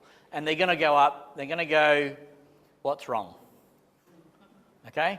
But if you can get a dialogue around it, I'm not saying go back and do 25 and 5. If you can ring one landlord a week or whatever the case is, it's one who hasn't been hugged, touched, kissed, whatever you want to call it, in forever. They're the landlords that I worry about who will want to jump ship. Okay? I don't know how you want to set it up, but I can't pump it hard enough that if you're ringing and touching and feeling your landlords, I shouldn't have said that, they'll get the message and they go, they just want trust. It's that simple. It's really that simple. Back, 10 years ago, some franchise groups, you had to do, no news calls, the love calls, the call them what you will. I wouldn't label it. You're just calling your client, And get back to what I was talking about stats before in relation to the statement. They can't read a statement. That is the first thing I would say when I ring them. I would go, "Hi John, how you going? Nothing's wrong. Just ringing to say g'day. By the way, financial year statements are coming." Okay? Or, "Did you get your statement last month? I had another client had a bit of a hiccup with it. You all right? Can you read it?" And 9 times out of 10 they'll go, "No." And then this gives you a scripted dialogue to get into that and go, "Actually, let's walk through with you." I don't care what you use. I don't like scripts and dialogues because they've got to fit everyone's personality. I'm not a fan of pumping them as a trainer, but I can't pump it enough to go and ring your owners randomly. Who's got offshore owners? I would seriously, time difference, and language difference, I would go and ring one a month of your offshore owners because they've never heard from you. They probably don't even know who you are. And because you know how good they feel? They feel wrapped. Just ring one, okay? Because you start with this one rule. I think I spoke about it the other time. It's going to save you that. Now, so I spoke about why it's the number one reason why the RRP ring calls your office. Said statements. Someone said money. Get that information and that data why they're calling you, and then fix the problem. Okay? You can even write it down. Blue chip companies. If you go to a hospital, and have you ever been to a hospital and the receptionist, she's got a note why people are ringing the hospital for, and then they get that data and they put it into a training environment. And you can do that individually. You can sit there and go, "Why is an owner ringing me?" Okay? Because once you've got that data, you can fix 90% of the time. You'll fix that problem, and that will help you or fix retention. Fair enough? Get it? Got it? Good.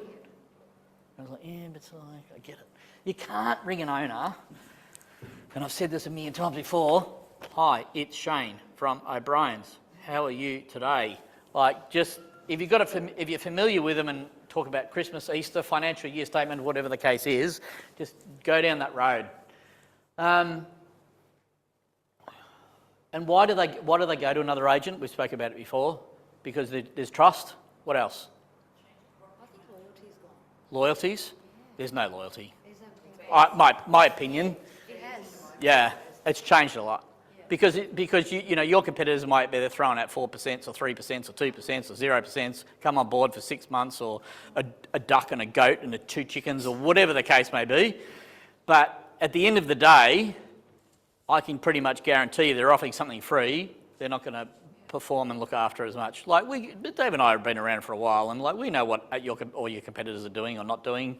Like you guys are up there doing all the right things, but you can't win them all. Okay, so you need to get the data and find out why they're ringing you. Because I used to have a saying when an owner would ring me, I would actually, after fixing the problem, "I'm really sorry you had to reach out to me today." You know the impact that has on them? They go, "Oh no, it's okay, it's fine." I said, "Yeah, but I should be, And I used that, not in every phone call, but that script and I'm really sorry you had to reach out. Are we sorted? We've done this? You wanted ABC? Right, we've done this and this. Make sense? Cool. Good job. Good job." And this is that's it. That's it. Everyone goes, "Oh, how do we grow the business?" That's it. How do we not lose clients? That's it. Like there's no I can stand here. Okay, you can go now. Like one word, The other thing I want to talk about, does anyone have a rule in returning calls or emails? Do you have a 3-hour rule? I like a 3-hour rule. Go, tell us, share. Yep. Yep. If you put this in perspective and look at renters, and we'll talk about them in a minute, and renters come to your opens or one-on-ones and all the rest of it, the majority of renters, not all of them, they will say this: "Oh my God, you're here. Oh my God, you're talking to me. Oh my God, you want to help me."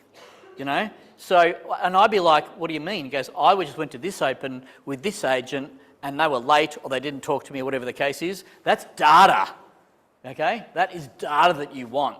So everyone in this room, I won't do it. If I went around the room, you could tell me what your competitors are like through the mouths of the potential renters. Agreed? Like, just use that data to your advantage every time. And make renters more of a priority. I'm not saying you don't, but how would we do that? Because if you've got a happy renter, it's smooth sailing most times. Go, Jay. Sometimes, like, if I've written an email that even I'm like, well, that's a lot of information, even for me, or they've never experienced that before, especially new renters, I'll send the email, give them a call and go, I just want to make sure that you understand what I've said. Does that make sense to you? Do you have any questions around it? And yeah, it generally sparks up a conversation, or they feel a bit more confident in coming back to you. That also builds trust as well. I think what happens in property management lives, we worry about time, okay? We don't have time, you know, and we get so wrapped up with stressed and busy. We're going to get this done, we're going to get that done. And we're not taking shortcuts, but we're trying to take the easier road, okay? And I get it, but sometimes just an extra couple of minutes like that Jay says, it will save you time in down the track. Agreed? So sometimes you've got to go, hang on a second, you got to... And I got this saying the other day, someone said it to me, and I'll share some stuff about me. I'm on the spectrum big time, right? Duh. Right? But someone said to me, Shane, you've got to slow down to speed up. And I've gone, what? And I've like, it just hit me. I'm thinking, that's a beautiful saying. You've got to slow down to speed up. And I think that's applicable to most property managers at the end of the day. And just be smart. You just got to smart and think outside the box. Danielle, you want to get something? Was it your hand up? Making rent is more of a priority. I think getting in the habit of noting things down when they're talking to you, like listening to conversations, whether it be a birthday or something special coming up. I had a renter who was going for their license last time I spoke to them, and that was the first thing I asked her when I walked in the door, and she'd got no license, and then that started a whole conversation, and I got a really good Google review out of it because, right. Yeah, but like just, I suppose, paying attention to what they're saying to you. I've been to offices and it's quite unique, okay? So I've been to offices like are having 9-day fortnights and RDOs and coming in at 9 and going home at 5, and it's all happy Larrys and all the fluffy clouds and all the rest of it. But I sit down with them and I talk to them and goes, how did you get to this place, okay? Happy land. How did you get there? And they basically did things like this, and it takes a bit of time to get through. Who's ever taken on a portfolio before? Who's ever walked into a role, in a property management role, first role, and someone's obviously left for whatever reason is, and it's a bit of a messy. I'm trying to be diplomatic. Most people in this room, okay? So what happens from that, from that, and dare I say, trauma, what happens from that is, that takes a period of time to repair, okay? I knew I'd open a can of worms. I was like, I'm going to say it and I'm going to go, oh God. So it takes a while to repair. It takes six months to get traction, 12 months to fix it, and probably more depending on what damage has been done. But what I believe, we set our mind in that mode straight away, and we carry that mode into 2 years, into 4 years, into 6 years and 8 years, okay? And this is where you've got to slow down to speed up. I get it. I've been there a million times. I am the first person to tell everybody I've been under a desk before, rocking from side to side, right, in tears. I've cried before. Like, it's hard sometimes, but make sure that you slow down and speed up, because you can fix these problems and make it easier by just exactly what Jay said. And Jay, in the break, Jay gave me a brilliant idea, so I'm going to put it on a PowerPoint and I'll run it past before I go to my next training session. It's education every time. And if you can put the renters first, you'll have it's just so much easier. Keeping in mind, there's always just going to be one, okay? There's always going to be that one, maybe 2, maybe 3, or maybe 4. Put them on database. Like I go to an open and I've met a tenant, renter. How you going? Good. Oh yeah, geez, I'm glad you're here. I went to this one with Ben White and Buckmaster, whatever. And then they go, oh, and we're chatting. Actually, can I take your email and we'll put you on our newsletter? Man, it blows them away. Like they don't just go, oh yeah, no worries. That actually blows them away. And if you can keep doing that mindset, in 6 months' time, you will have clarity, even less, about looking after your tenants. And then they'll come back and they'll buy houses and all the rest of it, and et cetera, et cetera. I've had renters come to me who I can't remember from 5, 6, 7 years ago. We've just bought an investment property. We want you to manage it because you're a prick chasing rent with us. Like, it's fact. It's fact.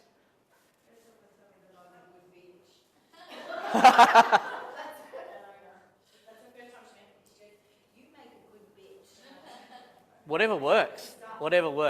But I put it to you, if you can evolve, if you can think of a renter the way you do an owner, to an extent, It will make your life a hell of a lot easier, because what you don't want is in 6 months' time when we do some training next year or whatever the case is, if they have me back.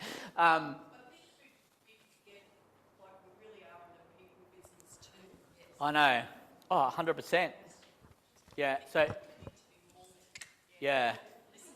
It's funny because I was talking to a friend of mine. She's the department head at Jellis Craig, Port Phillip, and she's got renters in properties at 2,500, 3,500, 4,500, 5,500 per week. Okay, and guess how she treats them? Like gold, because it's just in your head. It's in her heads that it's just a tenant. Like, I'm not saying you do that, but what I'm saying is sometimes that's how we think. You just involve them. You know, somehow, I don't know what things out to your newsletters, whatever the case is, but make it more of a priority. I'm not saying you don't. I'm just saying, just get it in that mindset. Look at your high workload clients, and I've spoken about this before, and this is just, I'm trying to make your life easier. So if you can, hands up if you've got a portfolio of 150 to 250. Okay, so in that portfolio, how many bad owners do you have? Or high profile owners, annoying owners? 5 to 10.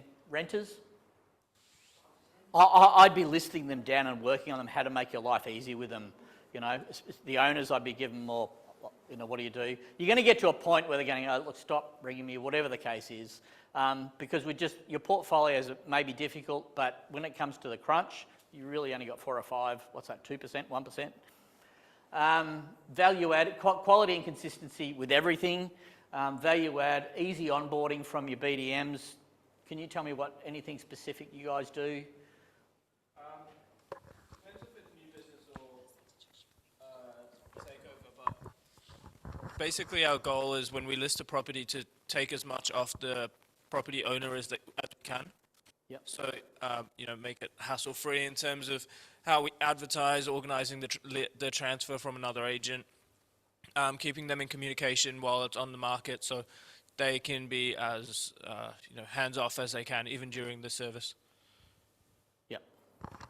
Easy, make it easy as possible. Communication. Jay?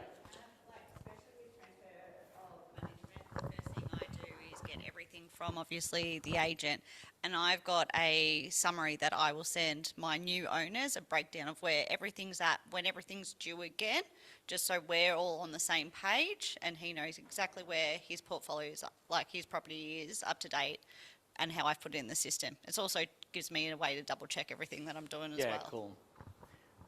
These ideas that we're floating around and what we've done today, is there people sitting, you don't have to say who you are, is there people sitting here, I haven't got time to do all that? Is that some of your thoughts? Yeah, absolutely. I understand that. But I just kind of bang on a bit, like if you just take a big step back and just go one thing at a time, you know, multitasking is dead. Like just get one thing and fix it, okay? Males don't know how to multitask, but that's another story. The other thing is make people feel important. That's really a cool thing. Okay, everyone's got every one of us in this room's got a big tattoo on their forehead. Please make me feel important. And you start doing it, and it gets reciprocated. You know, just in life, it's hard because that bloke's a dick, or whoever the case may be, or Danielle might be a bitch. Communication-wise, it's you got to go. Oh, good luck. Yeah, just put it in here. It'd be funny, but imagine if they won, there'd be applause. Yeah! We should do that one day. Communication, 7% words, 38% tonality, and 55 body language when you're communicating. If I stood here like this, you know, like with no body language and all the rest of it, I'd be pretty boring. Go, Michelle, your question? Or are you stretching? She's stretching. Is she passed out? You had your hand up like this and then you disappeared. I thought, I'm going to pass out. Things to avoid in property management. I put this slide up the other week and I said, what should we avoid? And someone says, property management. It's not what I'm getting at. So what I mean by the noise is I just mean the noise out in the industry now the interest rates rises. And I know you need to know some of this, BDM wise, but you know, gossip and what your competitors are doing and not doing, social media, blah. There's so much stuff on there. I actually don't go on social media forums. David and I have one, and I look at it every now and then to see if there's anything constructive or not constructive, because that person would be blocked on ours. But other sites, I'm thinking, this is just like, serious, really? Wow. So just kind of block out the noise. Negativity is the same sort of thing. I put this up because I just wanted to kind of toss it around the room, and we're all human beings, and I think we can make decisions based on someone's emotions. So I just want you to throw some things at me, is like, has anyone made a decision in relation to property management with a renter or an owner based on emotions before, and i.e. 2020, sorry. Go, Danielle, you want to share? Oh, God. There's been that many. I couldn't even pinpoint one. Yeah. I think especially early on. Yep. Because doing this, I think as the years go on, you become a little bit desensitised to things, very diplomatic. situations. I was talking to someone else within the group this morning with relation to a situation that's come up.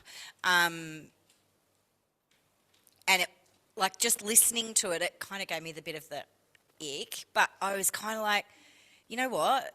You can't control every single situation. No, right. And I had a circumstance yesterday where I had a previous staff member that I had to text about something, and her response was disgusting, but then she deleted the message. I'm spewing, I didn't screenshot it. But anyway, I went like to you. respond to that message straight away, and I actually stopped myself and I put my phone down and I walked away. Awesome. And that's something that I have to do a lot, because you do get emotional, and you know what? It is what it is. Hey? Yeah, and you know what? Somebody's this is not a wrong thing. All I'm saying, bring it to your attention that sometimes if you're emotional about a renter or an owner, you got to kind of say, hang on a second. Yeah, you sleep have to on walk it away. is a good thing, but sometimes you just can't. But 24 hours, actually, even in life, you know, I get so frustrated with things with our business and stuff. I go, hang on a second, Jane, just put it over there. It's going to bubble in my head for the next 3 or 4 hours until I get distracted. And then I thought, I'll address it tomorrow, because the next day, it's like, huh.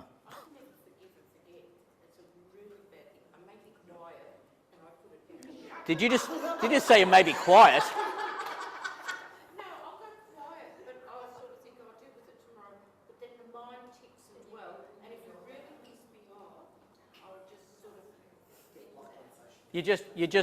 You're just passionate, and I get it. You just kept passionate. All I'm saying is, if you need to make a decision based on emotions, and probably the scenario would be, you know, the owner's got no money and has to sell the house, but the tenant's amazing, and you know the tenant's going to struggle, getting another rental. That's emotional. And I feel like it's really important too, not only to just walk away, but also lean on your colleagues. That's what they're there for. Absolutely, 100%. Talk And that's it why out. I like these rooms. Jay, So did you want to?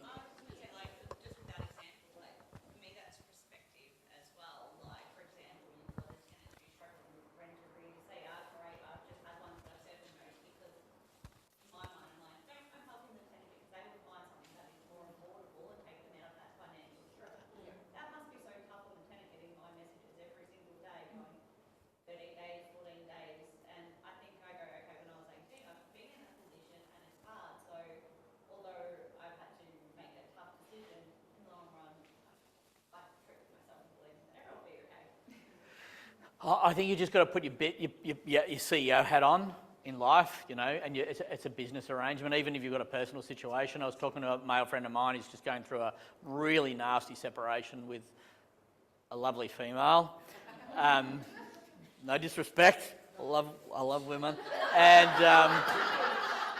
Sorry, I didn't even hear it, so it's like lucky. I went flying. Oh yeah, no. And I said to him, I was out with him Friday night, and I said to him, you've got to turn it into a business arrangement. You know, you've got to get your mindset. Because he was at dinner and she was texting him, and he's going, look at this. I'm thinking, are you kidding me? And he's going, that's not a text, this is a text. I said, stop. Just stop. It's a business decision. And I said, text her back and go, have you got a lawyer? Yep.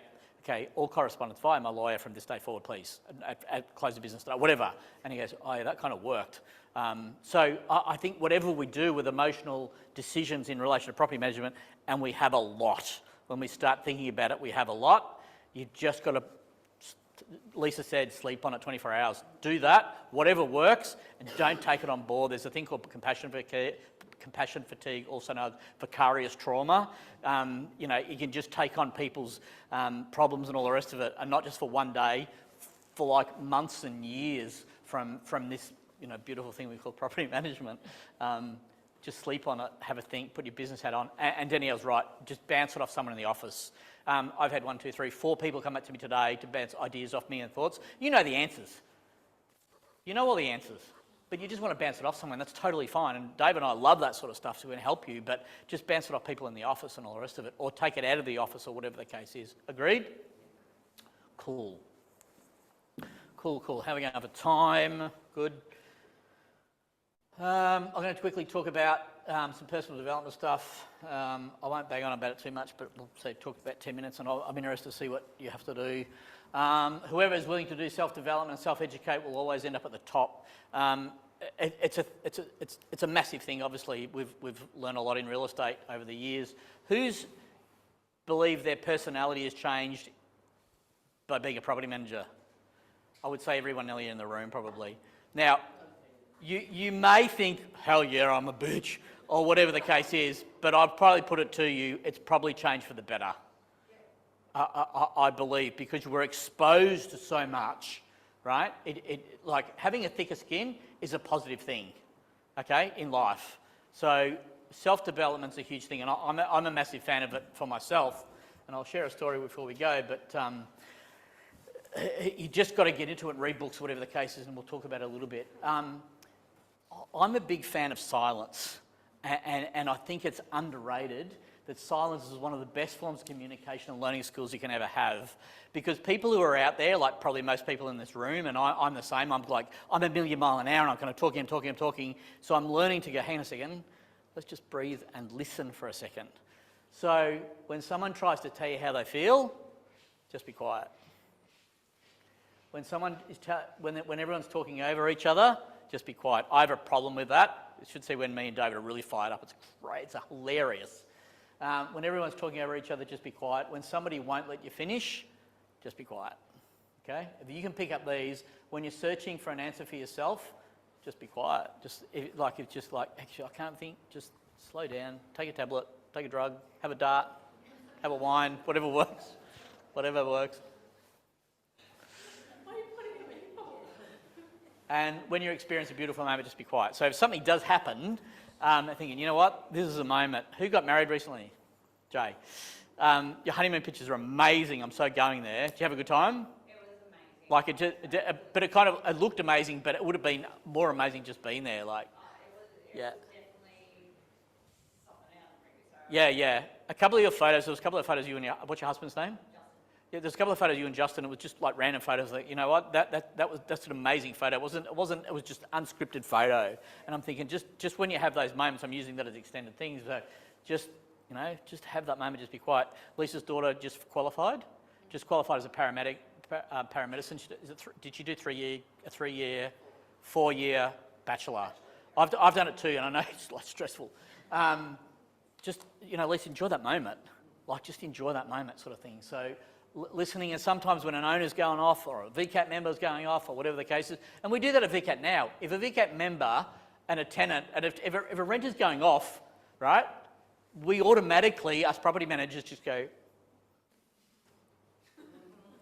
we automatically shut down because we know what the outcome's going to be. And if you can do that technique just when you're communicating to anybody, it's a great, I love silence. And people are going on and on and on, because at some point in that conversation, I'm going to say, hang on a second, you've had your say, it's my turn, and it's on like Donkey Kong. Like, whether or not it's an outcome or not, but I feel better, diplomatically speaking. You'll beat 50% of people by just turning up. So 50% of your competitors are just going to turn up. We talk about the opens, and people and renters come to the opens. You'll get another 40% people turning up just with a good attitude, and just 10% were to develop. Agreed? So if you can think about, oh, I'm good at that. I'm 90% good every day. Okay, I'm not 10%. I'm a bit near. Drill that down and start having a think about it. Well, how can I get that 10% down to 9, 8, 7, 6, 5, 4, 3, 2? Make sense? Because everyone in this room, you wouldn't be here today if you weren't good at what you do. You wouldn't even bother coming. Agreed? I don't know why I'm not using the clicker. I've just realised there's a clicker here and I just don't have to go back to the stage. And I'm trying to use... You're going to think I'm stalking you over there. And it's not even working. Here we go. Hey. Okay. I'll quickly share the story. So, the other day, you know how O'Brien's got values and core values, whatever the case is? Does everyone in the room have their own? Who has their own core values? Yeah, you probably do. I don't know if you wrote them down and all the rest of it. Someone asked me the other day, Shane, write them down. I thought, I know what they are. I'm a really cool dude, pretty attractive for my age. You know, got my hair, got my teeth.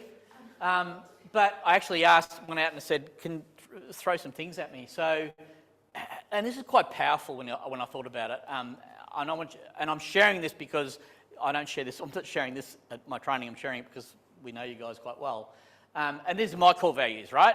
I'm going to share a story when I'm getting emotional already. I make people smile no matter how much adversity is happening in their life or surroundings. A friend told me that and I thought, oh, that's really cool. I'm thinking I was getting all emotional. I'm thinking, that's really cool. I'm resilient. Man, I've been through shit like everybody else, and there's probably, you know, you all are. I encourage always. I love humour. That's one thing. It's one of the attributes in property management. If you can have a good sense of humour, you're halfway there.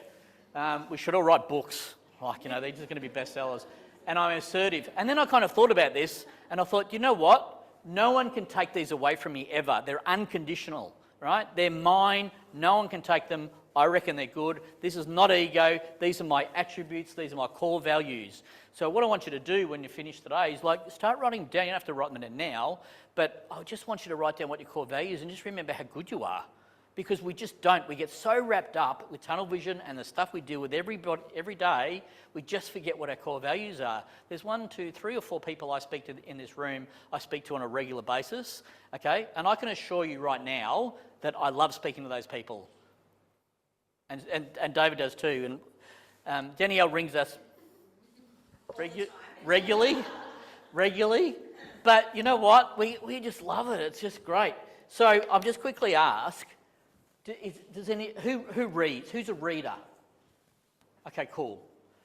The others who didn't put their hands up, that's totally fine. I used to read all the time, and when I wanted to get public speaking, I just read, and now I'm probably sick of it. I pick a book up and I get one sentence in and I'm like, I'm just bored, you know? I'll just go and do something else. So what else can you do yourselves for self-development other than read, or read? Podcasts. Harry, you're a podcast head?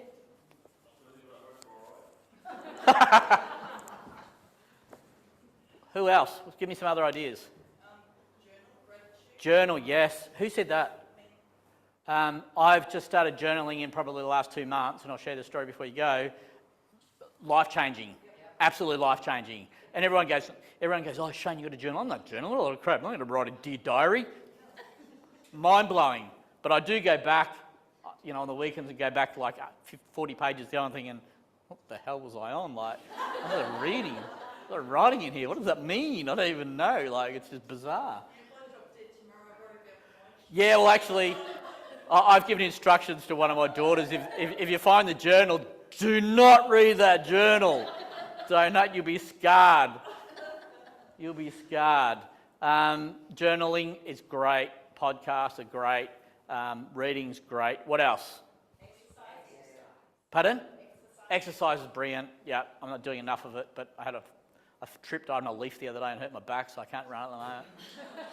Funny story, but I won't share it with you. But ambulances came and all sorts of things going on. YouTube is another thing. In relation to just if you go and Google YouTube motivation speakers, some really cool people you can set up. And you know what? It's just 2 minutes, 3 minutes and all the rest of it. Instagram, yes, there's some cool stuff on there, but there's a lot of crap in the middle of it. Have a look on that. What else? Pardon? Puzzles? It's great. It's great. Someone said to me the other day, basket weaving, and I was like, no, because like, it was a knowledge, but I nearly lost it, but that's fine. I bought some books in today, not for the sake of handing them around, but does everyone know Chris Elder? He's a real estate trainer. Ever seen Chris before? So he's got 2 or 3 books, and he talks about, I'm just throwing it out at it. So he talks about useful belief, and it's like, instead of having a positive attitude, have a useful belief. What's good at this moment for me to get out of X, Y, Z? Really good book. He also has another book called Cut the Noise, as in ignoring stuff. These are great. There's another guy, and you can come and have a look at these, or this is just, I'm a geek, okay, duh. Yeah, but they're boomerangs. I don't mind. I've read them all 10 times, but if you want to borrow, you're welcome. Jay stole Shane's book to return back by 3020. Justin Herald's another guy. Does anyone know Justin? He's a really cool speaker. Like back, when I wanted to public speak, I got into Justin, right? So Justin was he made T-shirts. I think it was Stussy, I think, and then he sold them to Myers.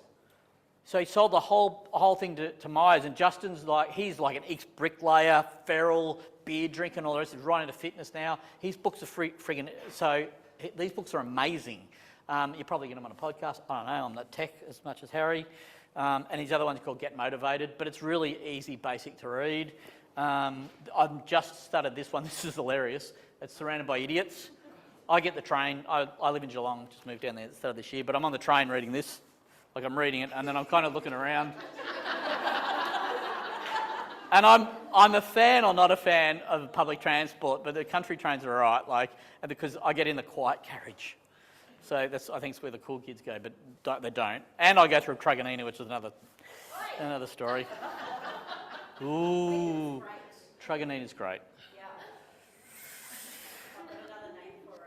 Yeah, okay. So, Surrounded by Idiots, and then I didn't even know I had this one, which is really cool. I want to talk about that, and I'll kind of let you go in a minute. And the time is 12:16. But this is called The Handbook to a Happier Life, right? I didn't even know. I must have bought it randomly somewhere, but it's actually got things in. It's actually got the why goals, go for it, and it's got spaces in here you can just fill things out, like first list the outcome result you want to achieve, secondly what actions you have to take to achieve it, every action has a result. It's actually really cool and just everything's about back to basics. So I just want to make sure that you're all okay, you're all good, you learn some stuff about VCAT. I'm going to get you some answers to this. Everyone's okay? Everyone's cool? Did you learn something today? Yes. Pardon? Always. I think I said never, but that's fine. I'll quickly share a story about me, because it's all about me. This is fascinating stuff. So for years and years and years and years, and I'm talking since I was about 5 or 8, I've been, hyperactive. For those older people in the room, because I've got one of those hyperactive kids. And then in 2019, I started doing a course in paramedicine, and I was really struggling really bad, like really, really bad, and I was in tears and all the rest of it. You're leaving. My story's great. That's okay, ignore me. Just joking. So I was really struggling. I couldn't focus and all the rest of it. So I spoke to the uni counsellor, and I said, look, I can't focus. I don't know what's going on. Something's not right. I'm upset. I'm struggling. I'm failing and all the rest of it. And she goes, do you think you're on the spectrum? And I said, yeah, probably. And she goes, oh, you probably should go get yourself tested. And I said, yeah, but every psychiatrist has a different opinion how they measure being on the spectrum. Is anyone on the spectrum in the room? Probably. Everyone's going, yeah, I don't know. So anyway, fast forward until January this year, late January this year, I went to a psychiatrist and I said, look, I've been told I'm on the spectrum. I just want to be tested. And I don't know what they do. Do you walk in a straight line or something? Or, do they take bloods? But it's not like that at all. It's actually quite fascinating how your brain works. I love this stuff. And he tested me and he goes, well, I've got good news and I've got bad news. And he goes, you do not have adult ADHD, which I thought 100%. I was convinced I had it, right? Convinced, sold. And I don't want to go on drugs because it just, why dull this, Like, hey, look at me. Right? Well.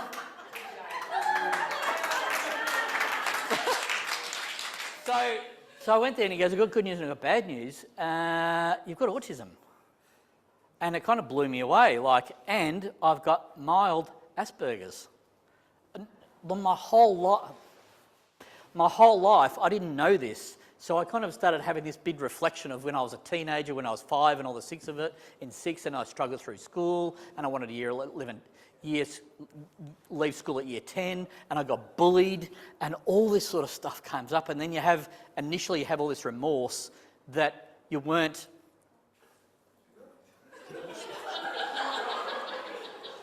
you have all this remorse that you kind of have all this regret. Oh, gee, I wish I did this, or gee, we did that. But then, focus people, it's all about me. But then you kind of have this thing, you know what? I actually like being special. I think it's an amazing thing. And from January until now, I have never felt so much better in life and focused more and realising, you know what? Life's pretty bloody great. And before that, I thought I was just a dick and dumb. You just think like that because you get beaten up through school or through an office toxic environment, not your offices, but it's cracking me up. I wanted to share that story with you because I think it's cool. So no matter what you think of yourself, you're actually 50 billion times better than what you think of yourself. Never forget it. Take care of yourselves. Someone's coming in to speak about something. Jem, do you know what's going on? Could you just check? So there you go. Wanted to share the story.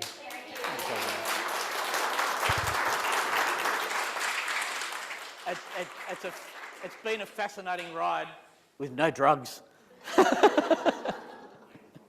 Yet. Yeah. Shane, you should try Ritalin. I thought, what does that do?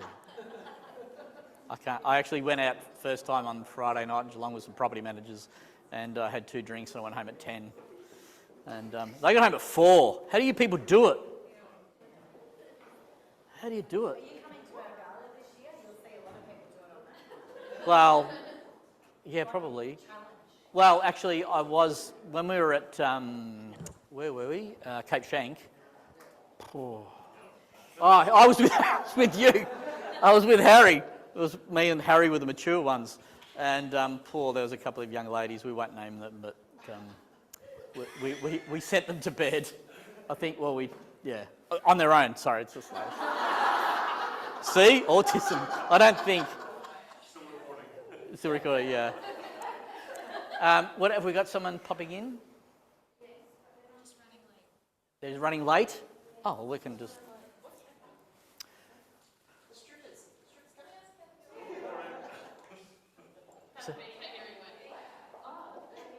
So can we pass a microphone? Have we got a microphone?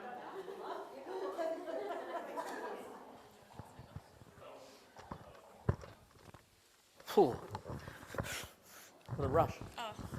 It was just an abandonment hearing. So the renters abandoned the property last week. We checked it for a welfare because they were meant to return keys. They didn't, so we just applied for abandonment. And then we had the hearing just then. We got bond because they were in arrears $4,000. So we got the bond and we got abandonment effective immediately, which was great. Were you fully prepared? Yeah, as much as we could be. Until I opened the wrong property on Property Tree and started reading the wrong information. What office are you from? Sydenham. Sydenham. Oh, you're new-ish. I started 3 weeks ago. Ah. And this is my second hearing since starting. How long have you been in property management? I've been in real estate for nearly 3 years, a property manager for just over a year and a bit. God, watch time. Share some stories while we just kill some time. Otherwise, I'll put someone on the spot, and not Danielle. Lisa, what have you been up to? Well, going on from what Jay was talking about, I got in touch with the supervisor of the Consumer Affairs Task Force last week. This is news. Regarding open for inspections for properties to have rental minimum standards. And she was really good. She said, basically, everyone just read the legislation word for word. And so she was mentioning that although it's, dob in a real estate agent when you go for an open at the moment, the legislation states that the property has to be at rental minimum standards at the time of occupancy, not at the time of the open. Yeah, cool. So all these task forces that are going around at the moment, and Consumer Affairs are actually up in arms about this because it's going to create a lot of work for them. So, yeah. I think the spin-off from that is, again, it comes back to the noise. Stop Yes. listening to the Don't noise. listen to the noise. Get to the facts. Get to the facts. Don't, because someone put something on a forum or whatever the case is, you hear it. Nah, let's just stick to the facts, guys. Harry, what have you been up to? Tell me a story. I've just got back from Korea, mate, so I've not been up to much. It's okay. Why did you even have a holiday? What, I don't understand. Everyone was sick and tired of looking at me. Talking about well-being, so. They're tired of looking at me, so I got sent away rather than. Oh, you're sent away. I'm looking after a portfolio at the minute because one of my other team members is away on leave. We have a VCAT, well, it's now Magistrates Court hearing pending. It's been adjourned 4 times. Oh. The renter was in arrears. We got possession of the property back. We didn't get the keys until 2 months after they were meant to have moved out. He said that he had dropped the keys off into our pigeonhole at the office, our key drop box. We don't have one of those. Well, they've dropped it at Alex Scott or something. Yeah, and then 2 months after the vacate date, his mum actually finally brought the keys in, and she signed off on them, told me that the keys are with a friend, and we've been to Magistrates Court. Magistrates Court. Where's the owner? The owner is in Queensland. Yep, okay. Yeah. So the Magistrates Court are now adjourned it for the last time to allow the renter to have his business partner come along and provide evidence that he's made a phone call to us telling us that he moved out. And I've said to the member or judge, whatever he's called, that that's just hearsay. And as a business partner, he's going to say whatever he's told to say. So it's about 10 grand we're looking for. But it's just, it blows my mind that Magistrates Court will adjourn things 4 times when we could have sorted this out in turn 2. Yeah, it blows my mind the courts at all, but you know, as I said at the start, like David's case, which is in the Supreme Court, like the Supreme Court made a ruling and gave possession, and now this renter's got the opportunity to object to that ruling and going again, which takes 8 weeks to get the next hearing, and just, like, it's mind-blowing. It's mind-blowing. Everyone else okay? We're all good? Okay, I've just been told these guests are not coming, so you're free to go. Stay safe, drive careful, keep in touch, ring any time. I'll get you these details. Thank you very much.